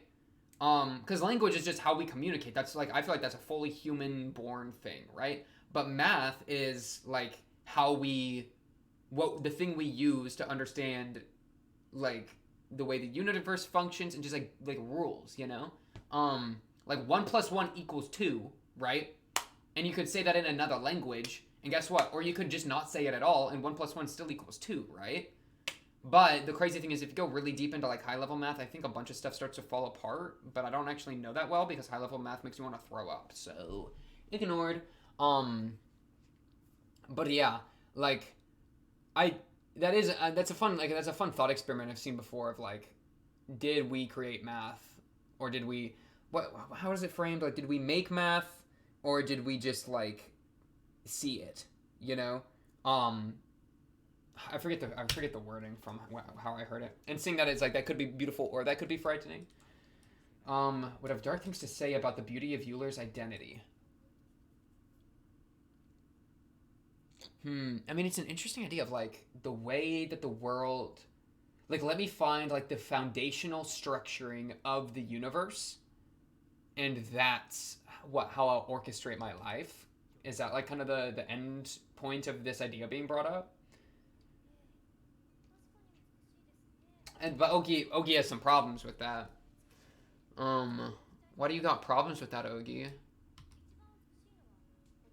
Because it's, like, not necessarily, it equals out to 0, and it's my feeling that because the answer is 0, nobody needs to bother with it. Yeah, that is kind of, like, besides the point. Like, yeah, I mean, that's kind of a funny idea. That's like, oh, wow, the universe unfolds itself. Look at all these ratios. Look at all these numbers. The power of mathematicas. But it's like, okay, who cares? And then you do a Fortnite dance on them, right? Like, I don't know. Like, if it doesn't have some sort of profound impact on me, then, like, it being the foundation of, like, how the world, or, like, the universe functions doesn't mean it's the foundation for how I live my life, right? I'm not sure if that's what they're trying to say, but that's, like, an idea you could try to maybe interpret. Okay, only way to describe her is by saying that Oshino Ougi is just Oshino Ougi. Araragi, literally, she's under... Look at this, like, end of Evangelion type behavior here. All these eyes, these faces. Ougi's sitting on a moon. She's sitting on the banana bed from Araragi's room, low-key. Looking up at the freaking skies above, which is just like when he was drowning in his thing. I mean, it's, like, foreshadowing that she's at the bottom of the lake, bro. where the place where he's drowned himself, the subconscious of his mind, all the things he's repressed, and Ougi is the thing. Ougi is, look, he scooped something up. He put a ladle into his own subconscious, right, and started digging around, and when he pulled it back up, Ougi's what came out. That's what this fishing bobber is, because there's the lines, right? There's the string and then the cup, and she's sitting in the cup in the roots of his subconscious, right? Or whatever this is, all the things he's repressed, which includes eyes, like the way people look at him, which is maybe where he feels guilt because, I mean, did he cheat on the test?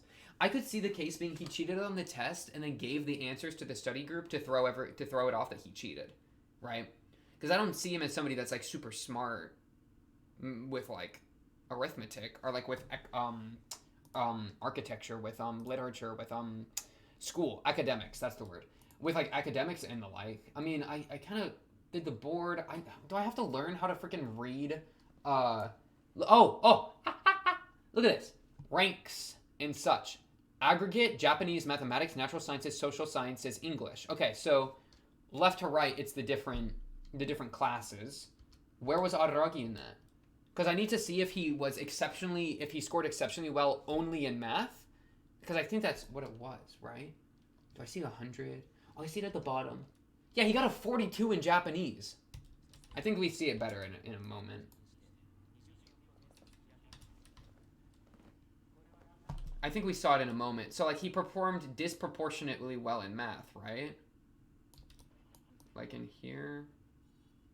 Or was it? Oh, it's like right there. Yeah. Okay, boom, right here. Yeah, he was 27th in the class, but the only one to get 100. His aggregate was 323, while freaking Euler's, who had the second highest math score, had an aggregate of 472. 150 or 149 point diff, right? So how did he score that well in math when he sucked that bad? Dude, there's somebody that just skipped everything. Somebody has an aggregate of 0 way at the bottom, bro. Show up to class. Wow, yeah. Dang, wait, it's actually fun to read these scores. So yeah, that would lend me to believe that, okay, the guy that scored really good on math when he sucks at everything else, like either he's really good at math, or he cheated, right? And that's why I think she put him at the front, because she thinks she hates him because he's good at math. Well, what did she say? Because he's good at math? I mean, has he been good at math for a while, or did he only do good on this one test? You know? Because it could be, suffering from success, or it could be he cheated on it and then gave the test to everybody else in order to make himself look better, right? Because if he got 100 and everybody else got like 80s, then he would stand out even more. So if a bunch of people like scored pretty good, then he would stand out less in comparison. Or it could be that Euler did that same thing where she cheated, and she's just trying to project it onto Araragi because she was trying to beat Araragi by any means necessary, and then she gave it to the study group to cover her own trail. It could be either. But my question is, why is Araragi so held up about this, if not for guilt of cheating, right? Is it for, like, not getting the culprit? Is it for the actual repression of how all the students, like, looked at him and, right, like, banded against him, and he was made out to be the villain, but he refused? Like, I could see the case of, like, he's getting attacked and everyone's saying, you cheated because of the thing I just said of, like, you score so bad on everything except math, you're definitely the one that cheated. But in reality, he's not the one that cheated. And then this is the destruction of his justice, right? That it's like, okay, I'm getting accused of a crime that I didn't commit, and because it's the majority of the classroom is, like, getting onto me about this, then they get to be justice, right? Because they're the majority, democracy type style. And so even so I'm right, I'm still I'm being like, the justice is acting unjustly upon me because the class gets the say of what gets to happen, and they're all attacking me, and therefore I didn't do anything wrong. And so guess what? If this is how the majority acts, then humans are most human when they're not part of the majority, because this majority is effed up. Therefore, humans are best independent, hence Kizu Araragi, where he goes for full independence because the majority acted unjustly upon him in the name of justice, which then also caused a crumpling of his internal sense of justice, because he was like, well, they all think I'm the bad guy. He's even known as a delinquent. Yeah, I think they all accuse him for the crime, but he didn't actually do it. He didn't actually do it because there's too much pointing to him having done it, right? That it kind of makes me think that he didn't do it. So I'm thinking that everyone thinks he's done the crime because of the way he scored. His scoring pans out, and because the Euler is pinning it on him. And in reality he didn't do it. Maybe Euler did it, and she's just coping like 7 layers deep because it's either him or Euler, right? Or I guess it's random kid number 7, but that'd be kind of weird. That'd be kind of funny. It'd be like a subversion, right? Because you'd expect it to be one of the named characters. I don't know if he would even be able to come to that conclusion, right? But then the result, the ramifications of everyone accusing him of everything is where all this pain is coming from, where all the repression came from, right? Where he's like, I was acted unjustly upon by all these people. Now we're going independence mode. We're going to independence maxing. Okay, that's kind of what I'm thinking there. Let's go back to Ougi in the beginning. Yeah, right here. Subconscious mind type behavior too. If the idea of math fills you with apprehension, just call it arithmetic. It's all about the perspective. Yeah, I really like this OP as well. Math is very elegant. I am a huge fan of math. It just starts to lose me when it gets really like high level. Like college level math, not my thing as much. I mean, maybe in another life I could be a good mathematician. I probably could have been, but high school math though, I eat that up like a little stew. Okay. It's a story where the majority rules. Yeah, exactly. And then there's a pineapple? Question mark? Wait, what was that last thing you said? After all, as you'll soon see, the conclusion is driven by the largest number. Yeah, he literally says at the beginning that the conclusion, that the majority rules, and I think the majority acts bad upon him in the name of justice, which causes a destruction of his ideas of justice, and also causes him to go full independence mode, which is why he becomes what he becomes in Kizu. And that he repressed this all pineapple. Majority rule. This is crazy. This is the image of the it's raining men, right? Isn't this it's raining men, but now it's raining the cat things, that like the good luck cat charm thing. The only way to turn even our mistakes into the truth. Wait, what? Are you smoking? Oh, majority rule. Yeah. So now we're gonna, I guess, yeah, I think it's less about it's about majority rule. I would agree with that. I think this makes a lot of sense. Okay. It does not pursue individual happiness, but only cohesion constructed from consent. Our expression of inequality. Inequality, we are unequal. I love this visual too. Inequality is the only thing truly invented by mankind and is also the ugliest expression in human history. I mean, that's interesting. I mean, that contrasts math, right? Being said to be something non-invented by humankind, and then thus some see as proof of like God or something. So inequality is made by humankind because I guess you would say that like, oh, humans ascribe value onto things. They ascribe worth onto things, including each other. And then the ranking of those things creates inequality, where in reality, the value, in reality, a human ascribes worth onto a bunch of things, a bunch of people, and then uses that to rank them as more or less, which then makes inequality, right? But at the end of the day, it was the human that ascribed worth in the first place. Therefore, the inequality coming out of that is human-made, right? It was all human construct.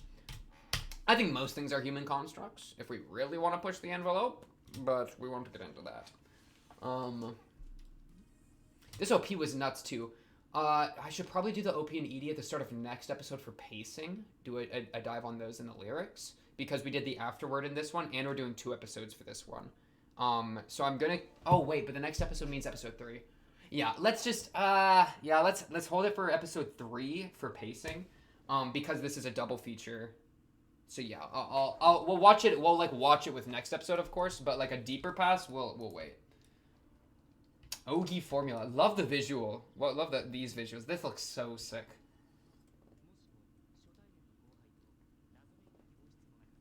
Experienced. Blah blah blah. Cope.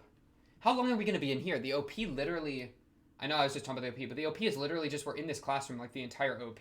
So is this entire arc going to be in this classroom? Is this going to be like the bottle arc, like a bottle episode, but within the entire arc? Because I'm down. I love bottle episodes. Bottle episodes are one of my favorite things in stories, or like in like comedies or whatever. Because it's like, how much can you do with the tiniest amount of space, right? Like that, it begs for creativity, you know?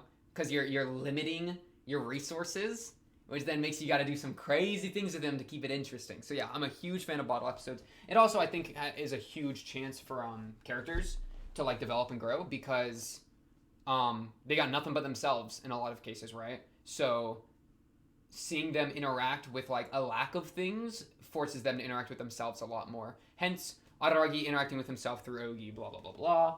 But yeah, the format of like a bottle episode with being trapped in the classroom, I think works really well as like can work really well as like a characterization beat. In which case that's what's happening. That is exactly what's happening. The like format change where it gets all spooky, I liked that as well. Okay, what do you draw? You draw a triangle, the strongest shape, and then a line, and then a little heart. Ougi Koyomi. It's like an arrow heart. Aww. Look at that. They're opposites, but they're connected. Wow. The conscious mind and the unconscious mind. The active and the repressed. The I don't know. Pog and the pog. That makes the heart the true self. This is crazy. This is nuts. Oddities tend to have proportional reasons. Who was all in this class? Senjuga just chilling. She ignoring it. Araragi probably sat by the window just to sit just like Senjuga because he thought it was cool. Because doesn't he normally sit by the window and like look outside? That's later what she was doing. I don't remember exactly how he sits in classrooms. I think he sits at the edge though, usually. I don't know if he like looks outside though, you know. Alright, what was this say? Which means unraveling the reason why will lead us to our escape from here. Repression, we're locked up, we're stagnated. We're at a standstill.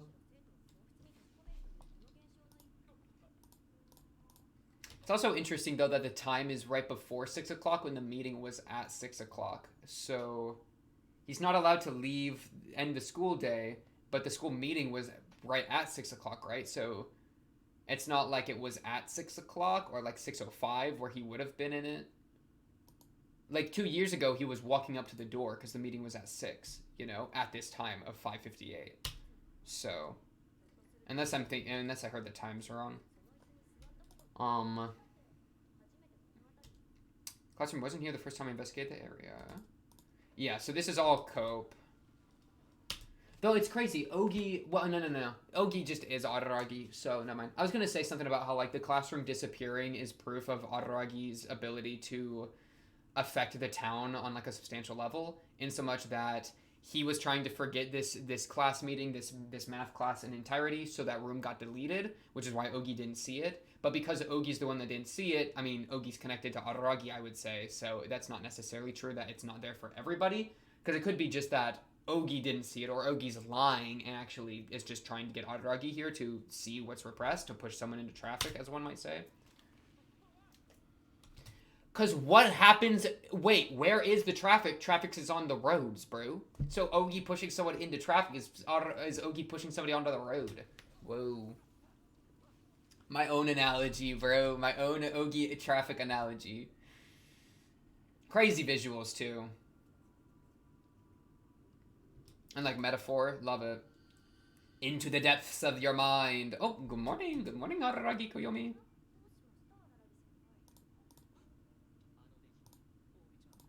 But yeah, so this all definitely, I think, did happen. And Ougi's just forcing him to reconcile with it. Was the center of a judicial maelstrom. Yeah.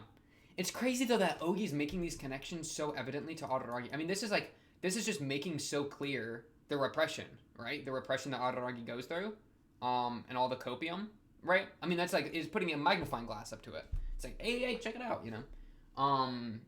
And it's straight up calling out the instances of like, well, like Araragi was in Kizu, thought he would need, all he needed to be was independent, and like that it would be less human to be friends with people. And so I feel like, I mean, the reasonable intuition there is that, okay, if he views having friends as less human, then a group of friends wronged him, and he's judging them as less human because of the way they wronged him. That's my intuition there, right? In that, like, you know, independent, I'm good, or this group of a lot of people did inhuman things, acted against justice, let's say, and therefore being in a group makes you less human. Something like that. As for why he got that Kizu idea, yeah, what Ougi's saying there, which is what Araragi said in Kizu. As already said. How did this class change you? Maybe this is the big event. Maybe this is the big event that took Araragi out of Justice Land. You know? I don't know exactly. Like, this could be. I mean, this is exactly what we've been talking about, though, of like, there was an event before Kizu that happened that was crazy.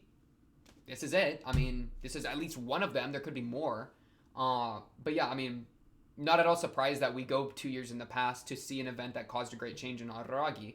Because that makes, like, you don't just walk into Kizu saying that independence is the most human thing you can be, being friends with people makes you less human. You don't just start with that idea. Like, something gives you that idea, and there's something that gave you that idea, that event is something that needs to be reconciled with, right? Which is exactly what's happening here. And I was expecting more of a family angle, and there could still be something to do with the family, but because it's interesting that this is entirely with like the classmates. It does kind of explain why Araragi never has the other classmates or just the miscellaneous people in the stories, you know? But again, he also has, to such a minor degree, his own parents in the stories, so, you know, yeah. It's interesting, though. Visuals are so nuts. The spotlight's on him. The spotlight's on him. The streetlight's on him. That's a shiny chair. Yeah, it's because it's like your personality changed between middle and high school. And this could be the event that caused that. But why was his personality how it was in middle school? Because even as a kid, he was burying insects, right? Dead insects. He buried an entire grave for. So I think there is a lot of crazy stuff that, like, we could get into there. So I'd be curious if we ever do. Ougi's all touchy, bro. Ougi's on him. Oh my goodness. Talking about it will ease the pain. Integrate with me, Araragi. Integrate with your shadow. Okay, calm down, Ougi. It is only a story when told. Storytelling as a coping mechanism, bro. Making it into a story. Whoa, run it back. Again. Talking about it, unbottling it, but as a story. I mean, dude, this is why he's telling us all these stories. It's to cope. Him telling the story to us and us being the audience member is an active way of him coping. Is that the case? That's crazy. Talking about it will ease the pain. No matter how harsh the memory, it is only a story when told. Dude. Araragi's telling us a story right now. Is he trying to ease his pain? And then when he got desperate with Hachikuji, he told the story about Hachikuji when he lost Hachikuji. When that pain was so harsh, he told the story to Ougi. It's the same thing. Dude, he said it. He said monogatari. Oh my goodness.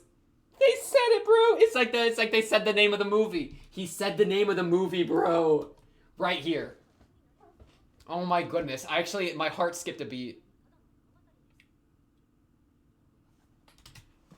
Are you joking? That's crazy. He literally says monogatari, bro. I'm actually shell-shocked from that one. That's so cool. They listen. They deserve that one. They get to do that one. I like that. She really said make it into a story, and he says monogatari. Okay, dude. But I am communicative. Wait. Say that again? Excuse me, Ougi? Not Araragi. I said Ougi. Think what you will, but I am communicative. Think what you will about me? Is that what you're implying? Okay. Yeah, and then he opens up. He's forced to open up to himself.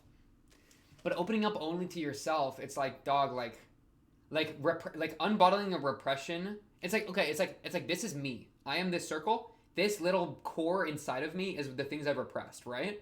If I unbottle that, if I open up the little circle inside of me, but I still keep it only within myself, then now just it's like crazy juicy juice going on around in my being, in my circle. All that repressed stuff is exploding, going nuts, right? If you're not able to rely on other people, other support systems, telling the story to other people, blah blah blah, right?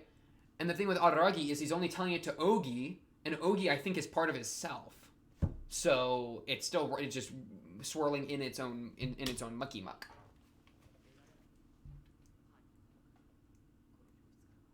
Yeah, no one was allowed out of the classroom. You were the moderator, but that doesn't mean you had control over nobody being allowed out. I think it was a group decision that no one was allowed out. Or a Euler kind of pushing that as the leader. It's crazy that when he was dying at the end of Koyomi, he was thinking of Euler. Euler passed through his brain as he was going backwards in time. Yeah, the class meeting itself had that rule. I love, by the way, all the cinematography they're doing with the little holes in the chairs, like the hand grabby holes. They had a really cool shot of like punched all the way through them, where it was like 7 chairs in a row, and we were just seeing like all the way down. They're playing with the camera really well in this episode. Lots of good cinematography. Okay, and then Euler, what's good? So why? So you just want to be the math god, and you're calculating. Calculating's negative connotation. I kind of like you though. I kind of immediately like you, Euler. You kind of got me feeling it. I kind of like you, Euler, because you're just like, F you, get in. We gotta figure out the culprit. I like the gusto. The others are waiting. Okay, Giga Chad. You're probably evil and you might have cheated on the test and are throwing me under the bus, but we'll see. Because I mean, the question is, does Araragi deserve what's happening, right? Does he deserve, like, if he gets attacked by the classroom at large, does he deserve it? And he would deserve it to a degree if he's actually the one that cheated, right? But that's the question then. Is he the one that cheated? Because it could also be the case of him cheating and then having to come to his own conclusions of, like, how he's treated because of that. But, like, I also feel like it's he didn't cheat but then got accused of cheating and that caused the breakdown, you know? We could play it both ways. We could really play it both ways. I would say it's Euler, right? I would say it's Euler.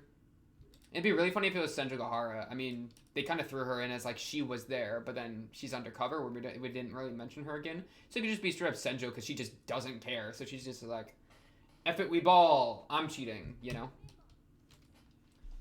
The whole cast was there. Okay, dude. Yeah, this shot, loved this shot. What I like about this shot is that it's not perfectly lined up, right?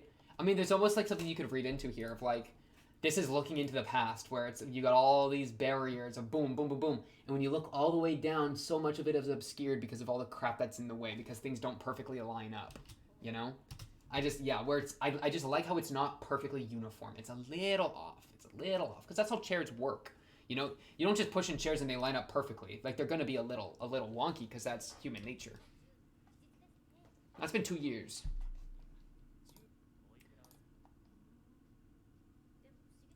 What's your question? You didn't know there would be a class meeting. Yeah, and he got blindsided by that because of what he calls a transmission error where he got left out of the neurological connections of the school at large. Yeah, I mean, being already on the outs is not a good feeling. I mean, he could have been intentionally left out because she was trying to jump him, right? Euler was trying to jump him by accusing him of cheating because he was the easiest target and she didn't like him because he was good at math.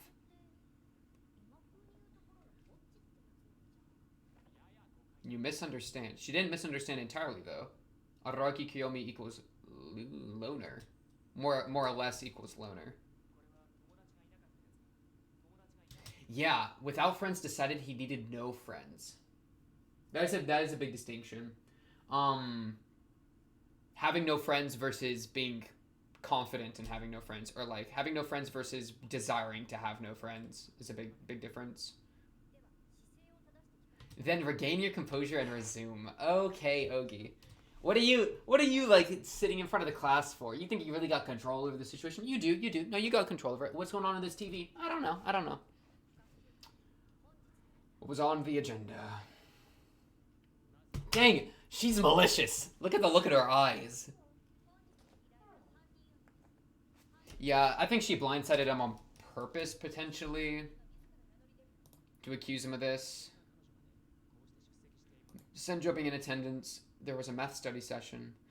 Because think about it, like, if Araragi actually is just straight up cracked at math, then it's the case that the guy that never goes to the study sessions is better than you. I mean, that's like, would make anyone with a big ego explode, right? First period, health. Wait, what the heck? First period changes between different things? That's crazy. Look at this. Oh, no, this is the final exam test schedule. JK. Final exams always got crazy schedules. Study session detail. I want to actually read that, man. I'm so sad. I want to see how, like, the Japanese schools do it. It's kind of fun.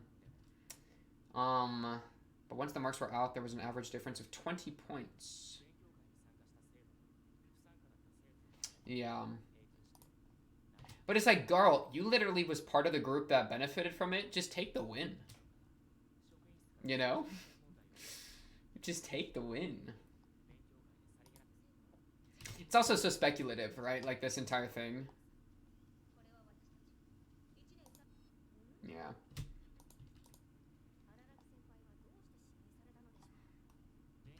Surely you understand that nobody who was at the study session could moderate. Right. Look at all these names. I wonder if these are references. Oh, this is her. She's in the front. Oikura Sodachi.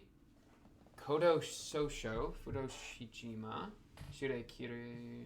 Shinohamaru. Yeah, I don't recognize, like, any of these guys. Kodo sounds, like, slightly recognizable, but I don't think it's from anything from Monogatari. But yeah, she was a front row seat. Look at these. Hagaroka. Not recognizing any of those. Not recognizing Enji, Kikiko Enji. Not recognizing any of those. Shouldn't Senjugahara be like along this wall? Maybe in a different seat on that wall. It's quite possible.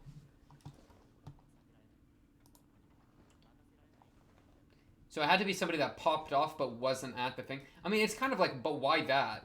But those who did not take part of the study session scored 20 points less on average. Like,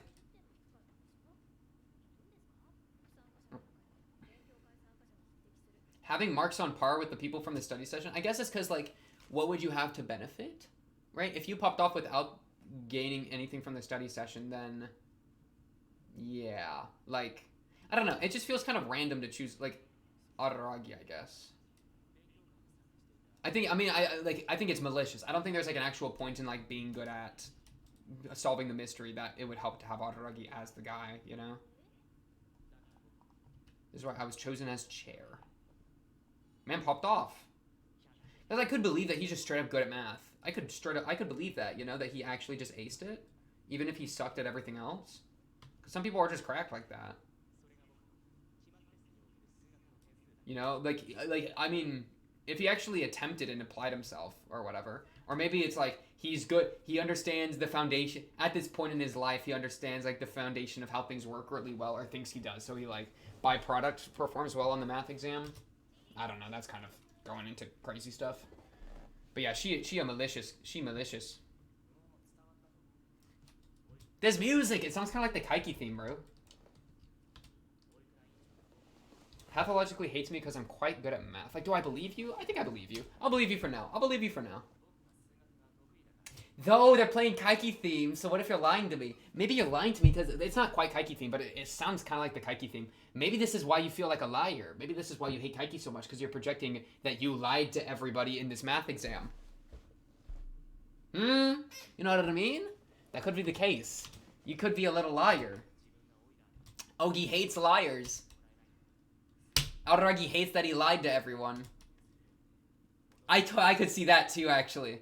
I could see that he done. It wasn't that he got wronged, but that he got caught, and he was lying and being a little snake, and that it was his own internal thing because it's self-hatred. So much of his stuff is self-hatred motivated. So I could see him actually having completely lied on it and then disseminated, gave out the study the proper study sheets to everybody in the study session to hoe them all.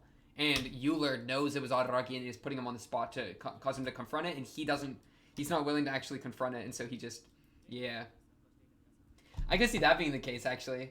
Because I'm just hearing that boom, boom, boom, boom, boom, boom, which makes me think Kaiki, which makes me think lying, which makes me think, okay, maybe Araragi, that's why he hates Kaiki so much, because he relates and was there and, like, kind of hoed himself doing that. That could be an entire angle, too.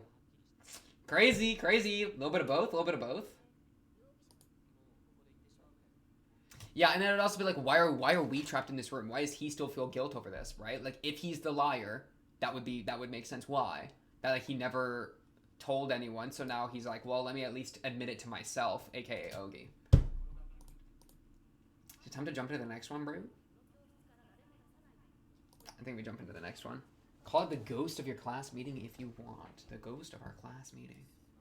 Crazy, dude. They're actually doing some, like, animation stuff here. Like, wow. Dang. Dang, dang, dang. You're the one most haunted by it. You avoided thinking about what happened that day. You blocked it out. You blocked out your own thing. You shirked it off. There wasn't a day you'd forgotten about it, but there also wasn't a day that you thought about it. You averted your eyes. You averted your eyes. You averted your eyes. Just like Ougi said at the beginning. Okay, let's jump to the next one. I'm actually, you know what we're going to do? This is a first. This is a first for every time I've ever recorded. I'm going to literally pause and cut this out because I got to use the bathroom because this episode's been going on for so long. So I'll be right back and then let's start episode 2. Okay, we are back. Episode 2. Let's just go. Okay. Wow, I completely fumbled that. That's okay. I've been told that these two are were aired together and therefore should be watched together. Which I'm very intrigued on. Maybe the second one will get out of the classroom. Will come to the conclusion that's why they should be aired together. Cause in terms of what's going on, it's like I don't know. I'm intrigued why these two have been advocated to be watched together. But yeah, let's honestly just go for episode 2. Why not? Let's get going in a 3, a 2, a 1. Bang. Names.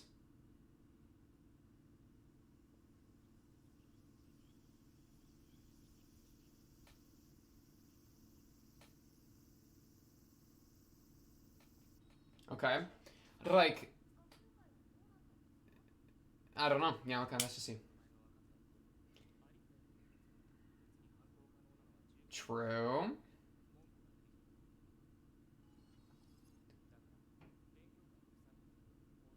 Someone who did not take part but got a high school score anyways. Yep. Aragi's on the list. Saw that coming. Yeah, what do you mean? 19 people, weren't they all said they were there? That's proof. What, you don't trust 19 witness testimonies? Yeah, okay, there it goes.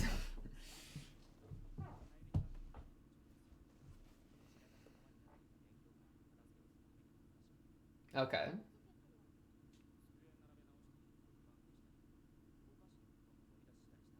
Dang, who's snacking during the study sesh?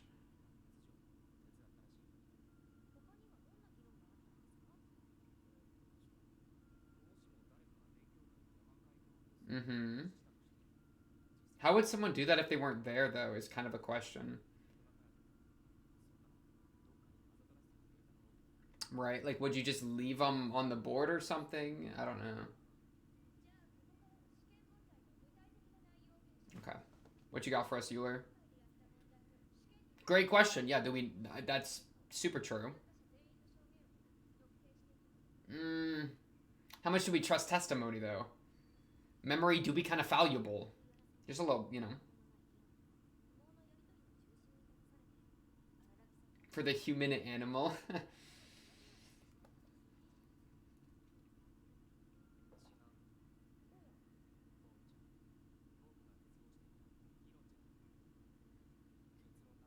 Yeah. We felt like we were on the right track. How did it end, bro? How did it end? Pursuit of justice? Big J word. Lost sight of a moral compass? Okay, that's his guilt. That's his guilt. But why?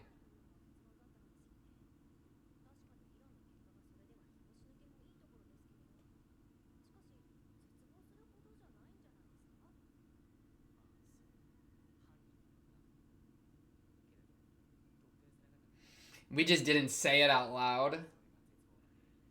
That we kept it hidden. Wait, what do you mean? What does that mean? Araki! I don't need friends. They disappoint me, okay?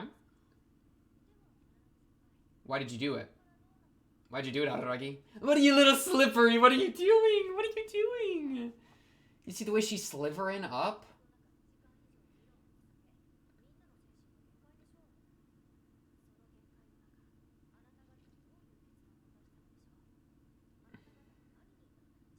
Our human emotion got in the way of our pursuit of justice. Our ideal of justice. We couldn't reach it.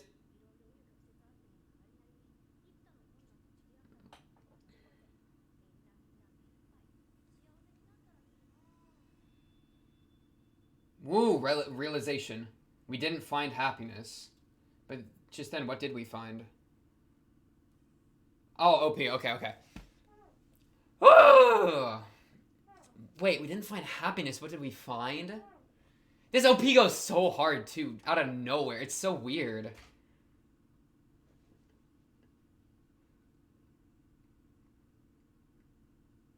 Start our adventure. Let us find the answer. True and just future. Okay, the answer leading to true and just future. Enthralled by greed. Aragi's enthralled by greed. Yeah, right? Like, that's what causes him to fail going for justice. Like, his idea of justice cracks in the face of this thing. It stops being the king kind of deal.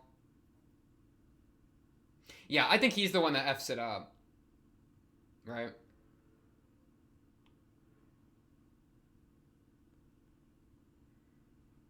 He, like, fumbles his own pursuit of justice, but knows that he fumbled it, which then destroys his foundation, his core tenet, his king of justice, which leads to him being chaotic, friendless, and then eventually, after Kisu getting friends, but still having that broken foundation that causes all the issues, you know?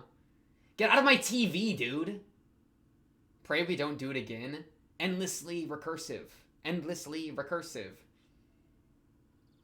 Maybe it's just a two-parter. Maybe Ougi formula is going to end here. We'll see.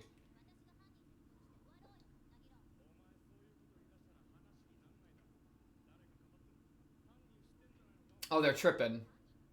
Oh, they're tripping.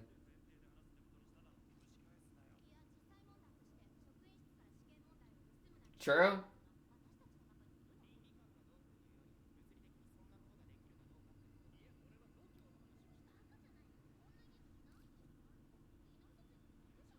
Desks are being thrown. Chairs are being thrown.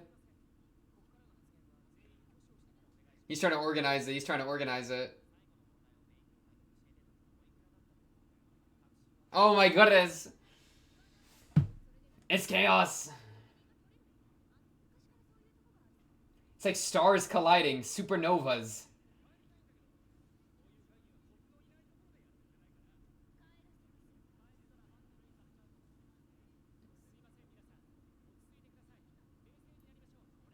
He's trying to moderate. He's trying to moderate. Oh, they're pointing it at him. Oh, they're saying he's stupid and he aced it. Senjo, what do you have to say? She does not care. Don't care, didn't ask. Alright.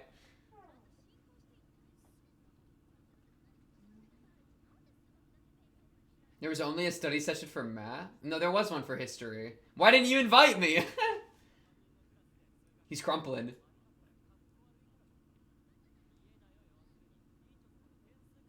Makes a principal think you're doing a better job? What are you yapping about? Yeah, Euler, what is she smoking? Yeah, everyone's like, bruh.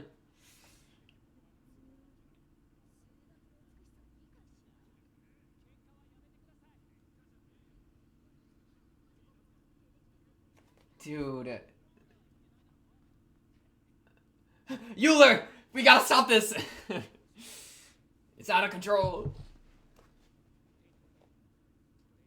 She says then admit it. Admit it was you. Well, let's see. Dang. Dang. It's about her ego. Yep.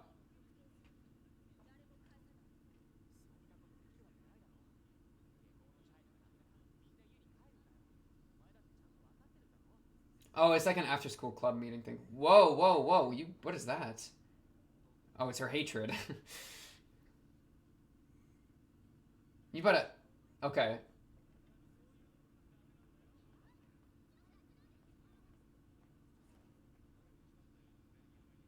What are you about to say?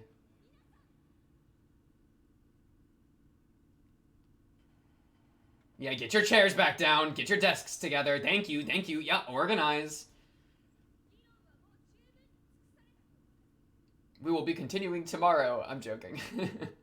Could you imagine? A vote? We're just gonna make it a majority rules?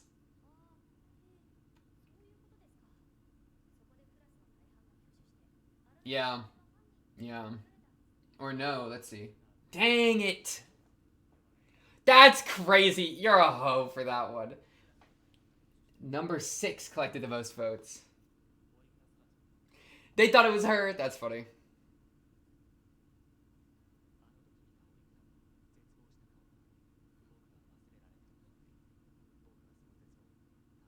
The empathy for her. She got misplayed. Wow.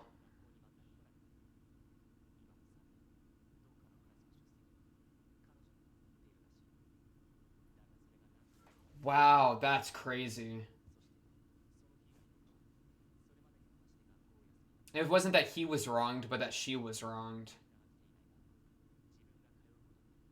Wow, that's crazy. Who cheated? I also never again scored full marks in mathematics.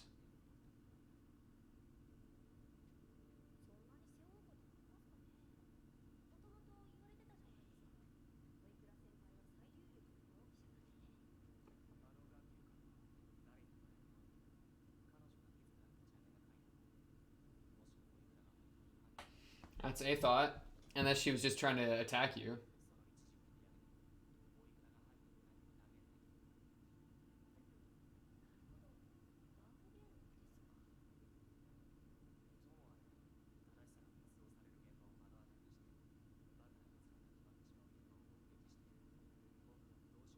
Wow. Seeing that breakdown.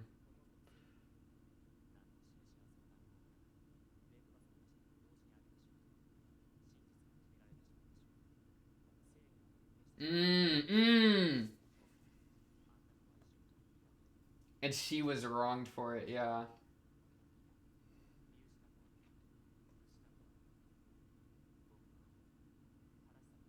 Dang, this is the crack of the foundation.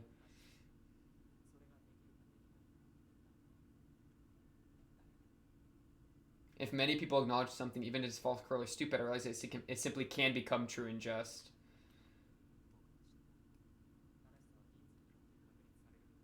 Dang.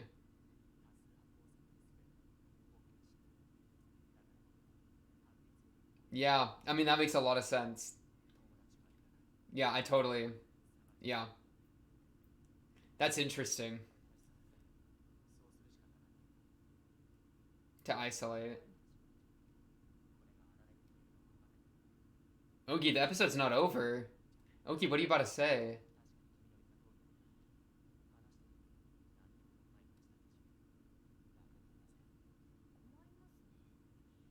Yeah. Yeah, I was about to say, yeah, the episode's not over. Ougi got more to say. You got more you repressed. What really happened, dog?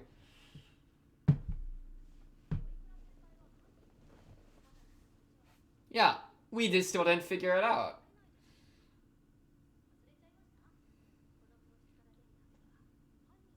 He has to, like, either admit it's her... Yeah, what's your personal justice say, Adaraki? If you're gonna rely on your personal justice, then make the decision.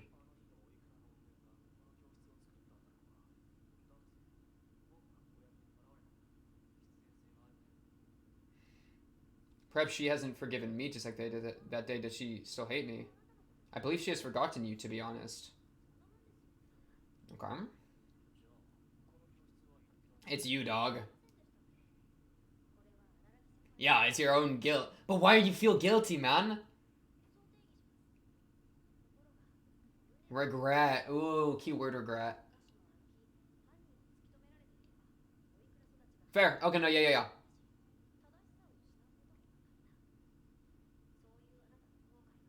I like that. I like that. True. Go back where it started. Dang! No, it's. I think that's true. I think that's fair.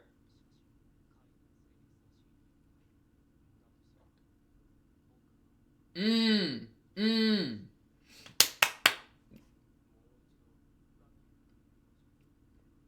But how are we gonna be able to solve it if it's not him or like something he would like? Yeah. Let's see. Let's see. We'll see. Let's just see. Let's just see. Yeah, he does know. He just repressed it. I think that's true. Who should it have been? Who should it have been? Don't say that. Who was it? Just tell me. I'm not gonna say anything else. I already said so much.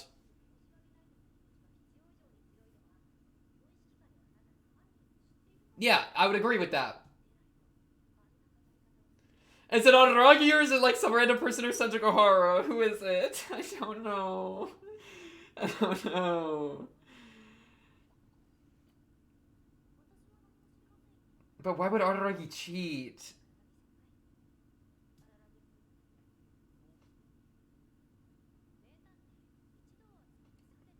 Why would Araragi cheat?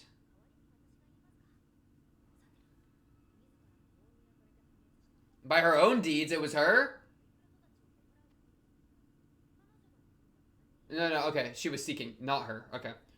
Yeah, I was about to say, like, eh.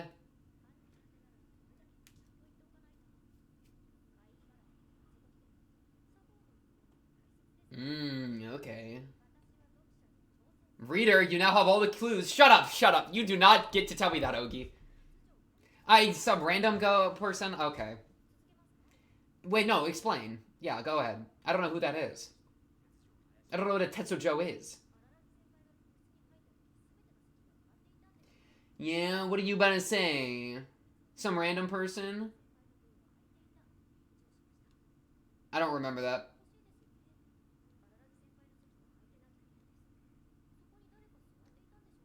They cheated off of you. Wait, what? You weren't able to sit down in the first place. Eh?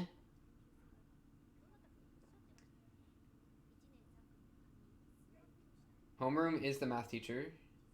She wouldn't need to have not. The math teacher cheated? Oh. Math teacher was at the study session? Oh, I didn't connect that that was the math teacher. Mmm.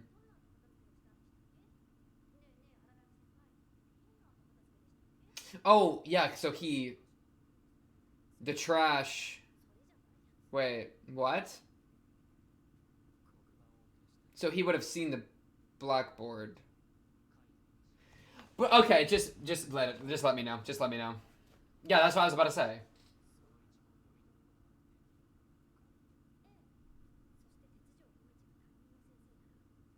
Okay, so the teacher did it to like reward the people that did the study session. Hmm.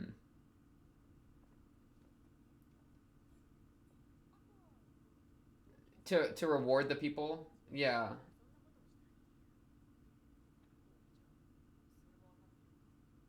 No, you know it, Araragi.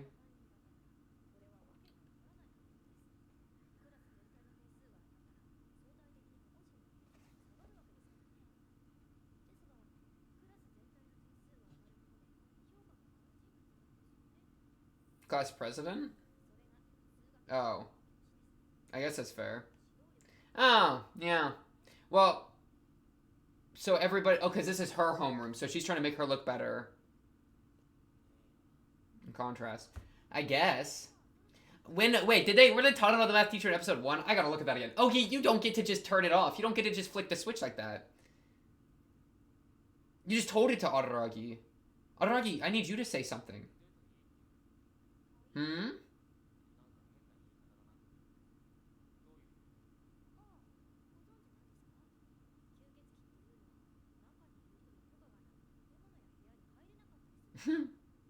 Yeah, have we ever played with that rule? Yeah, we've never messed with that.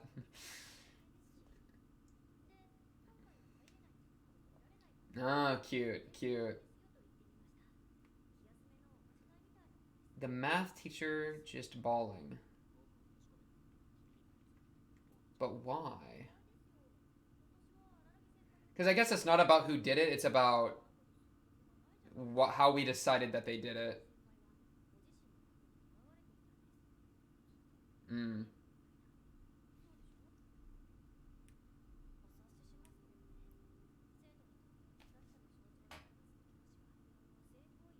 It's also like a person he would trust, right? Yeah, yeah. A role model of sort.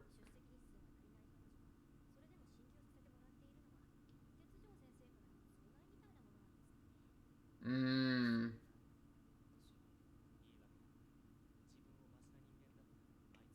Wow.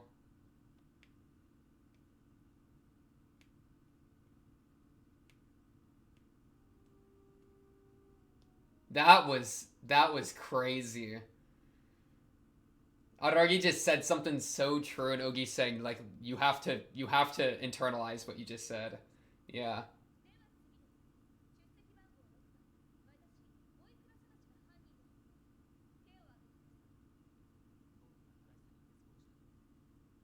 Did she raise her hand?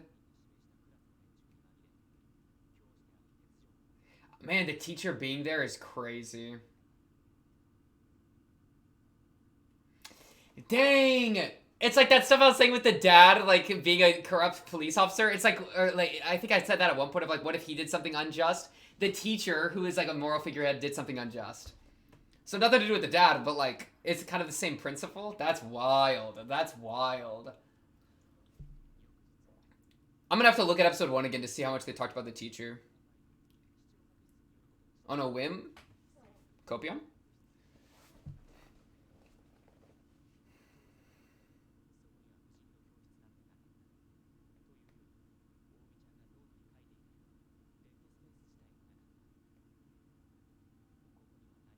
Nothing there. Avoid.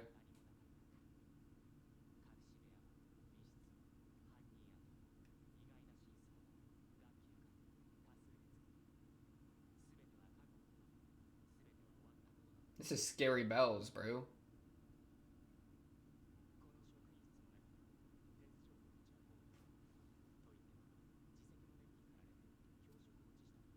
What happened? Maternity leave. Hmm.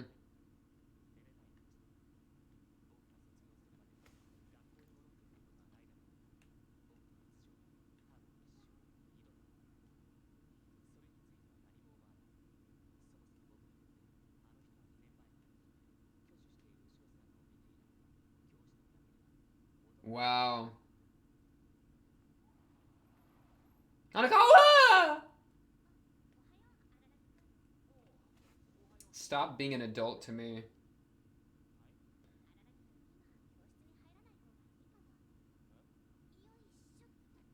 Yeah, what are you doing? Yeah, this little push.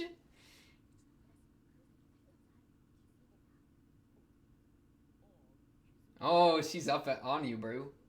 It's a spare, right? Copium.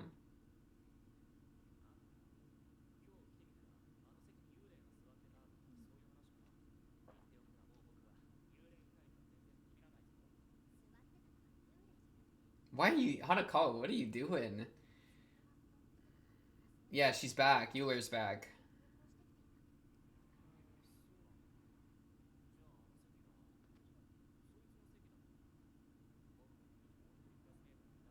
Why is she trying to stop him so bad?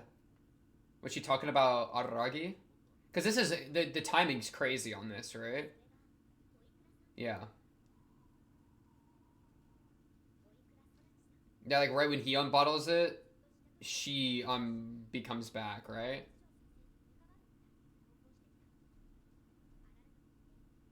Ooh, ooh, this ain't over. What? Okay. Did they talk about the teacher in episode 1 and I just missed the line? That's crazy to me, bro. Because it never even crossed my mind the teacher was in the room with them. I thought it was just all the students having their own private study session, you know? But no, yeah, I mean, that would, like, the teacher would be in the room, right? Like, I could see that being the case. Hmm. Dang, we actually get to see Euler come back. I'm excited to see her in the present. That's actually going to be really exciting. Huh. Panic and wipe it with my sleeve. I totally... So, what I like is it's like, okay, it's... His foundation of justice got effed up not because of the majority going against him, but because... Or going against him, like I was originally saying, but instead of... It was the majority going against her, going against Euler, and so he felt that empathy, right? It wasn't that he was wronged, it was that someone was wronged. And not only were they were wronged by an adult, right, who he thought was an arbiter of justice, right?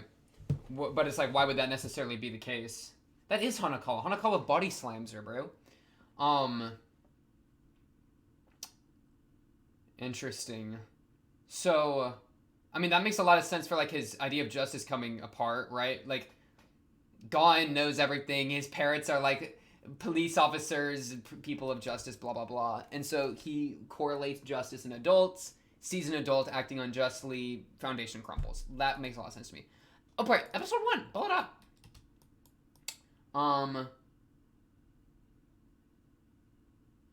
What was it? Okay. Teacher? I don't remember them saying the teacher. It was like, right? We were talking about what? That I feel like that even got referenced. Class meeting didn't uncover the culprit. Blah, blah, blah. Yeah, and it's like, and it makes sense that he would be haunted by that because, I mean, that this is the thing that, like, destroyed his foundation. And then also, like, his empathy with Euler, right? Like, that's more than enough reason for him to be haunted. Yeah. Fundamentally. What do you think about what happened that day? Huh, okay. Man, I don't remember if they talked about the teacher at all in this hoe. The study session. Nobody's allowed to leave, blah, blah, blah, blah. Am I just going to be clicking along, like, click, clack, clack, clack, looking like a little crazy person? Is that really where I'm at right now? It kind of is. Okay, let me just go to episode 2. Let me take that. Hey, you know, it is what it is. It is what it is.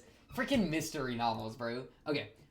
It could have been someone who did not take part but got high school anyway. So yeah, I mean, it's kind of funny how, like, it comes down to, like, well, what's the cleanest motive, right? Why would anybody do this? And so as much as we would think, like, oh, like, and a student would want a good score, so of course they would do it, right?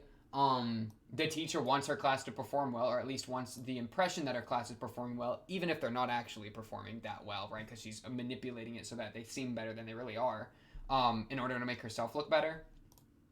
That's interesting. But it's like, what really, I think, rocks Araragi is that she was so quick to vote on Euler, right? That she was ready to throw her under the bus like that. That's, like, the crazy thing. Especially somebody that, like, thought math was so beautiful, held it in such high regard, you know, for the math teacher to betray her in that sense must have been, like, that. I mean, that's a huge pill to swallow, right? And they also said that something they said in this, like, I think this group chunk was that. Oh no, it was when they were saying who. Yeah, I want to see that again of when they were saying whoever helped with the board or whatever. Like, I didn't get their names. It was just, like, the person that helped with the teacher. And then, yeah, this. This is what it was. This was the big clue that ended up being the key. Thus that means you run up on the list of suspects. Yeah. It's crazy. It sucks because, like, from the beginning, their list of suspects didn't include the teacher, right? Or did it? I don't think it did, because she didn't do a test. Let me see this. Said that there was no proof such a study session existed to begin with. That gets dealt with because that's literally stupid. Marizumi, shut up. Never speak again.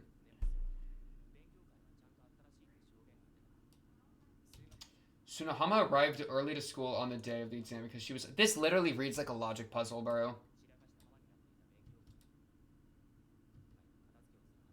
Okay, clean up after the study session from the day before. Got you. Got you. And Tetsujo helped her because she arrived early too.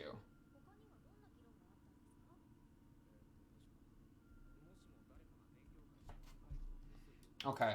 And then they go back to stuff that's not important. Okay. Now let me go back to us saying who it is. This entire chair seating thing, I had no idea what they were yapping about. Let me just play this. Ougi, give me your subtitles. Yes, say more, please. Just explain it again, please. When I asked you whether all the seats were filled... I don't remember the detail either, bro. Crazy specific details hoeing me. That is what it is. You specified that Okura Senpai's was empty. But that means someone was sitting in your chair. What? Wait, am I just dumb or am I not? Wait, how do these connect? These two sentences, bro. What are you saying? Okay, you specified that Oikura Senpai's was empty. But that means someone was sitting in your chair. How does somebody else's seat being empty imply that somebody was sitting in Araragi's chair? Okay, run it back another line. Whether all the seats were filled, you said that one was empty. Oh, which means that somebody was in your chair because why else would that seat be empty if everyone's here? Right? Because he's the only one that hasn't shown up yet, so he would need to be in their chair. Like, he would have to take their chair where normally he would take his chair, but he can't take his chair because they're in his chair. Okay.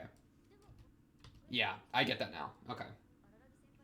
How does the chair seating have to do with this nonsense? Someone's in his chair. Oh, no, but he isn't there. Oh, he's the guy at the bottom. Remember there was wait! The clues are coming together! There was the person at the bottom that had all zeros. Is that the person whose desk was... Or does that apply to this? Well, because it's... Okay, that one person's seat is empty. And he goes in... And Araragi goes and sits in that chair. Right? And so he sits in that chair because the teacher's in his chair. And he can only sit in that chair because that person's not there, right? Oikura or whatever. So Araragi, it wasn't that you weren't permitted to sit down by Oikura, but perhaps you weren't able to sit down in the first place. No, Oikura is the name of... Wait, was yours standing up? Oh my goodness, these names. You can't just throw a million names at me and then use first name, last name interchangeably and expect me to follow. I'm gonna say what it is. I just don't know these names, bro. Never heard of these people in my life. Okay. Someone said it right. Let me just follow Ougi's train of logic. Did somebody say that? As the class degenerate? I don't know if we got that information or not. Because I guess it's not even about like the whatever the comments of like it's not about the who done it or even the why done it, but more the how done it. Yeah, where it's like I don't even know if necessarily this was like how like the degree because like was the homeroom teacher thing even mentioned or like what like was some of this stuff even mentioned? I don't know. I'd have to just do a full rewatch to see like how much this was clued in towards. But yeah, I mean the point isn't solving a mystery, it's about what the mystery entails, right? But if they're gonna give me a mystery, I'm gonna try to solve it, bro.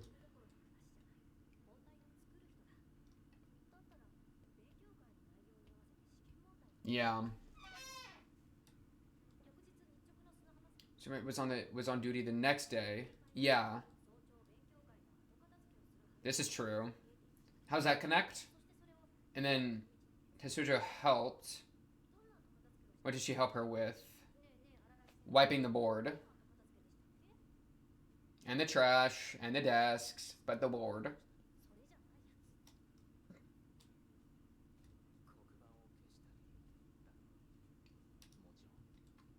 Yeah.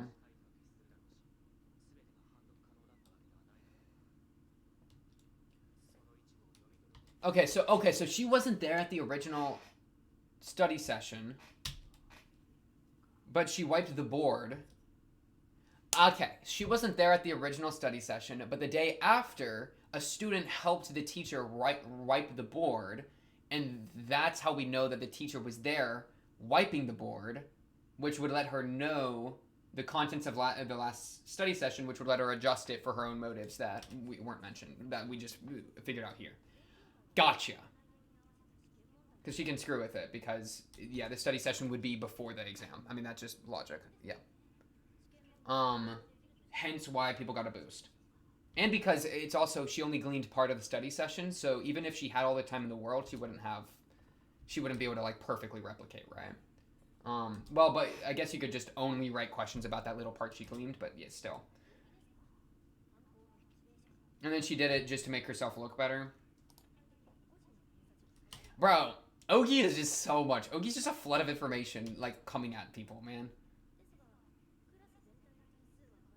If the entire class, yeah, and it'd be the teacher. That makes sense. That makes sense.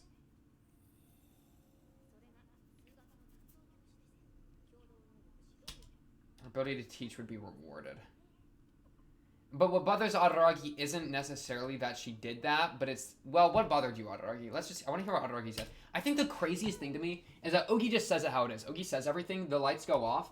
It's that Araragi says this one line here, and then Ougi doesn't say anything else, because that's what Ougi was waiting for Araragi to say. That's like the truth of the situation that Ougi wanted Araragi to admit.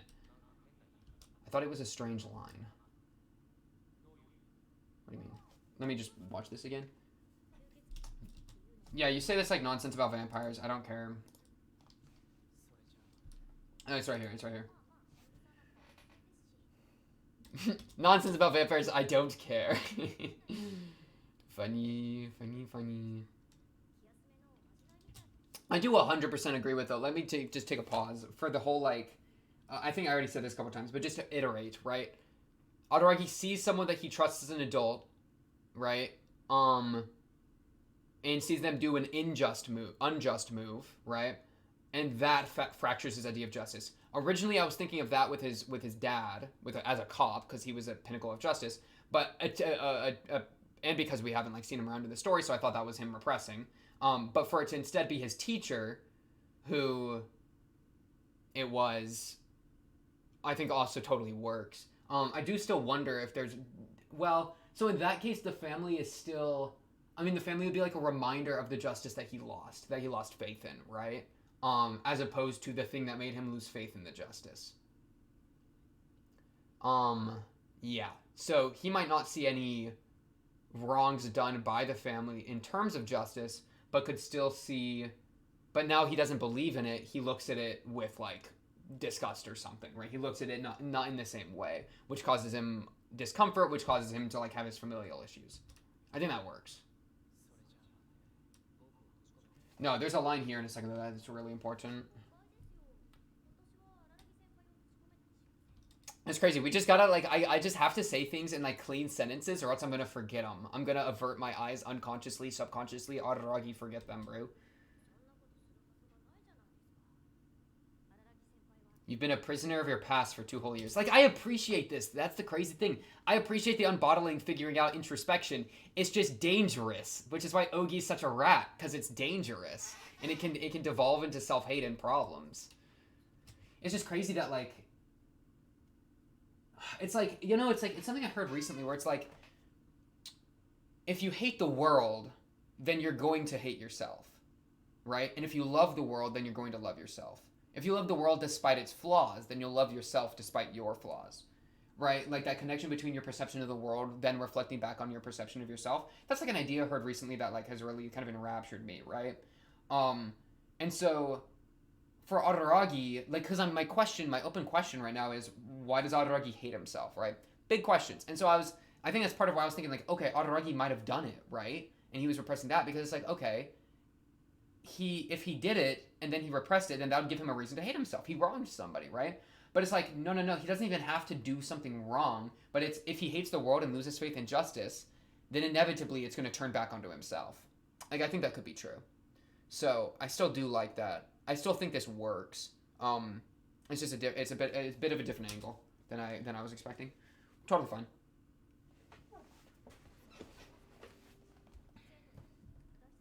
And then still, like, he doesn't like Heike lying, blah, blah, blah. I mean, the teacher did that, right? I mean, that's Miss Justice being taken out. That's a reminder of everything he's lost, blah, blah, blah, blah. Yeah. Betrayed. Betrayed is such a good word. Your role model. What was supposed to be an adult. And for him to say, then you're not an adult anymore. He's defining adult by being a moral figurehead because of his parents, right? I got bad news for you. Most adults are not very moral a lot of the time. Not perfectly moral. Let's say that. Most people aren't perfectly moral. I would say nobody's perfectly moral, right? To be a moral...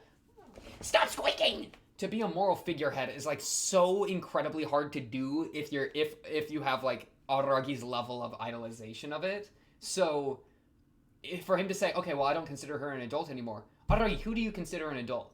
Like, I think you might be hitting a point where your definition of an adult as defined by an ability to like use justice and like be a proper moral figurehead is unrealistic to apply to anyone. So there are like now there are no adults anymore. Like the your idea of the word has been blown up and like like separated from what adults actually are, right? Like you're kind of living in your own definition is kind of spun out from like how it actually is, kind of thing. Yeah, I don't know.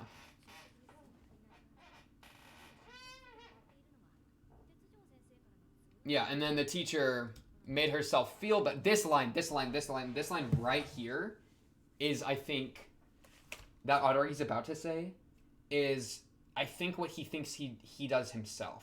I think he sees it with, he says it in relation to the teacher, but I think that's what he on some level thinks he's doing with himself, which is causing him to spiral. This next line. That's all self-serving. She wants to believe she's a great human being. I feel like I think that's like, he believes that for her, and then starts to wonder if that's the same for him. If the things he does for good are just because he wants to believe he's a great human being. And so this is like his self introspection of, am I actually being selfless, or am I just doing it to make myself feel better, right? Which I think is something I've talked about before, but I don't quite remember. Yeah, I don't remember if I talked about it in relation to Araragi specifically, you know? It's definitely something that I've thought about a lot, you know, of like selfless versus selfish. I mean, I was talking about that with Shinobu too, right? Like recently in Koyomi, where I would worry. Yeah, I was saying, yeah, that's what I was saying. It was like I was worried that Araragi would see the selflessness that is Shinobu's love for him and apply that to his selfish martyrdom for other people, right? Because, you know, he's like he's sacrificing himself for other people, but really it's like a selfish martyrdom reasoning as opposed to like being a completely selfless action. And so I was worried that Shinobu's donut analogy, donut myth, donut tourist, the tourist story, was going to be like him. He would use it to rationalize his own selfish behavior. And this is, I think, him applying this to the teacher is exactly what I was worried about. That he would do that same rationalization that she is doing here. And so I think here he is aware of that, and that he applies that to himself, which causes self-hatred. And that's crazy. I think this is actually, like Ougi. I'm kind of down with you, Ougi, right now. I think this was a great showing of Ougi. It's dangerous, but it's like, I'm kind of here for it. He says this thing for her, and Ougi stops him and says nothing because she's telling him non-verbally that, like, this is what you think of yourself. Like, I think she's kind of doing that move. Right here, where she just looks at him. And it's like you just spoke the thing that you've been feeling for so long, you know? That look has so much value, so much weight. Oh, it's so good! It's so good! For a show that talks so much, for a show with so much dialogue, silence has never hit harder, bro. And he closes his eyes and he accepts it. He accepts it. Because Ougi says, this is you, and he goes, yeah, it's me. She says, nope, keep introspecting, go deeper, and he says, alright. And he does. Dang, bro. Dang. That's freaking crazy. Yeah, and this is what threw him in despair, was that she was wolf among sheep almost, as what should have been an adult doing this. That's part of growing up. Dude, I literally have said that before, and that's what Gon represents. That part of growing up is realizing that people are fallible and people suck, you know? Your parents aren't perfect. Nobody's perfect. That's part of growing up. All those illusions are shattered. This is his illusion getting shattered of adults. It's with his teacher here.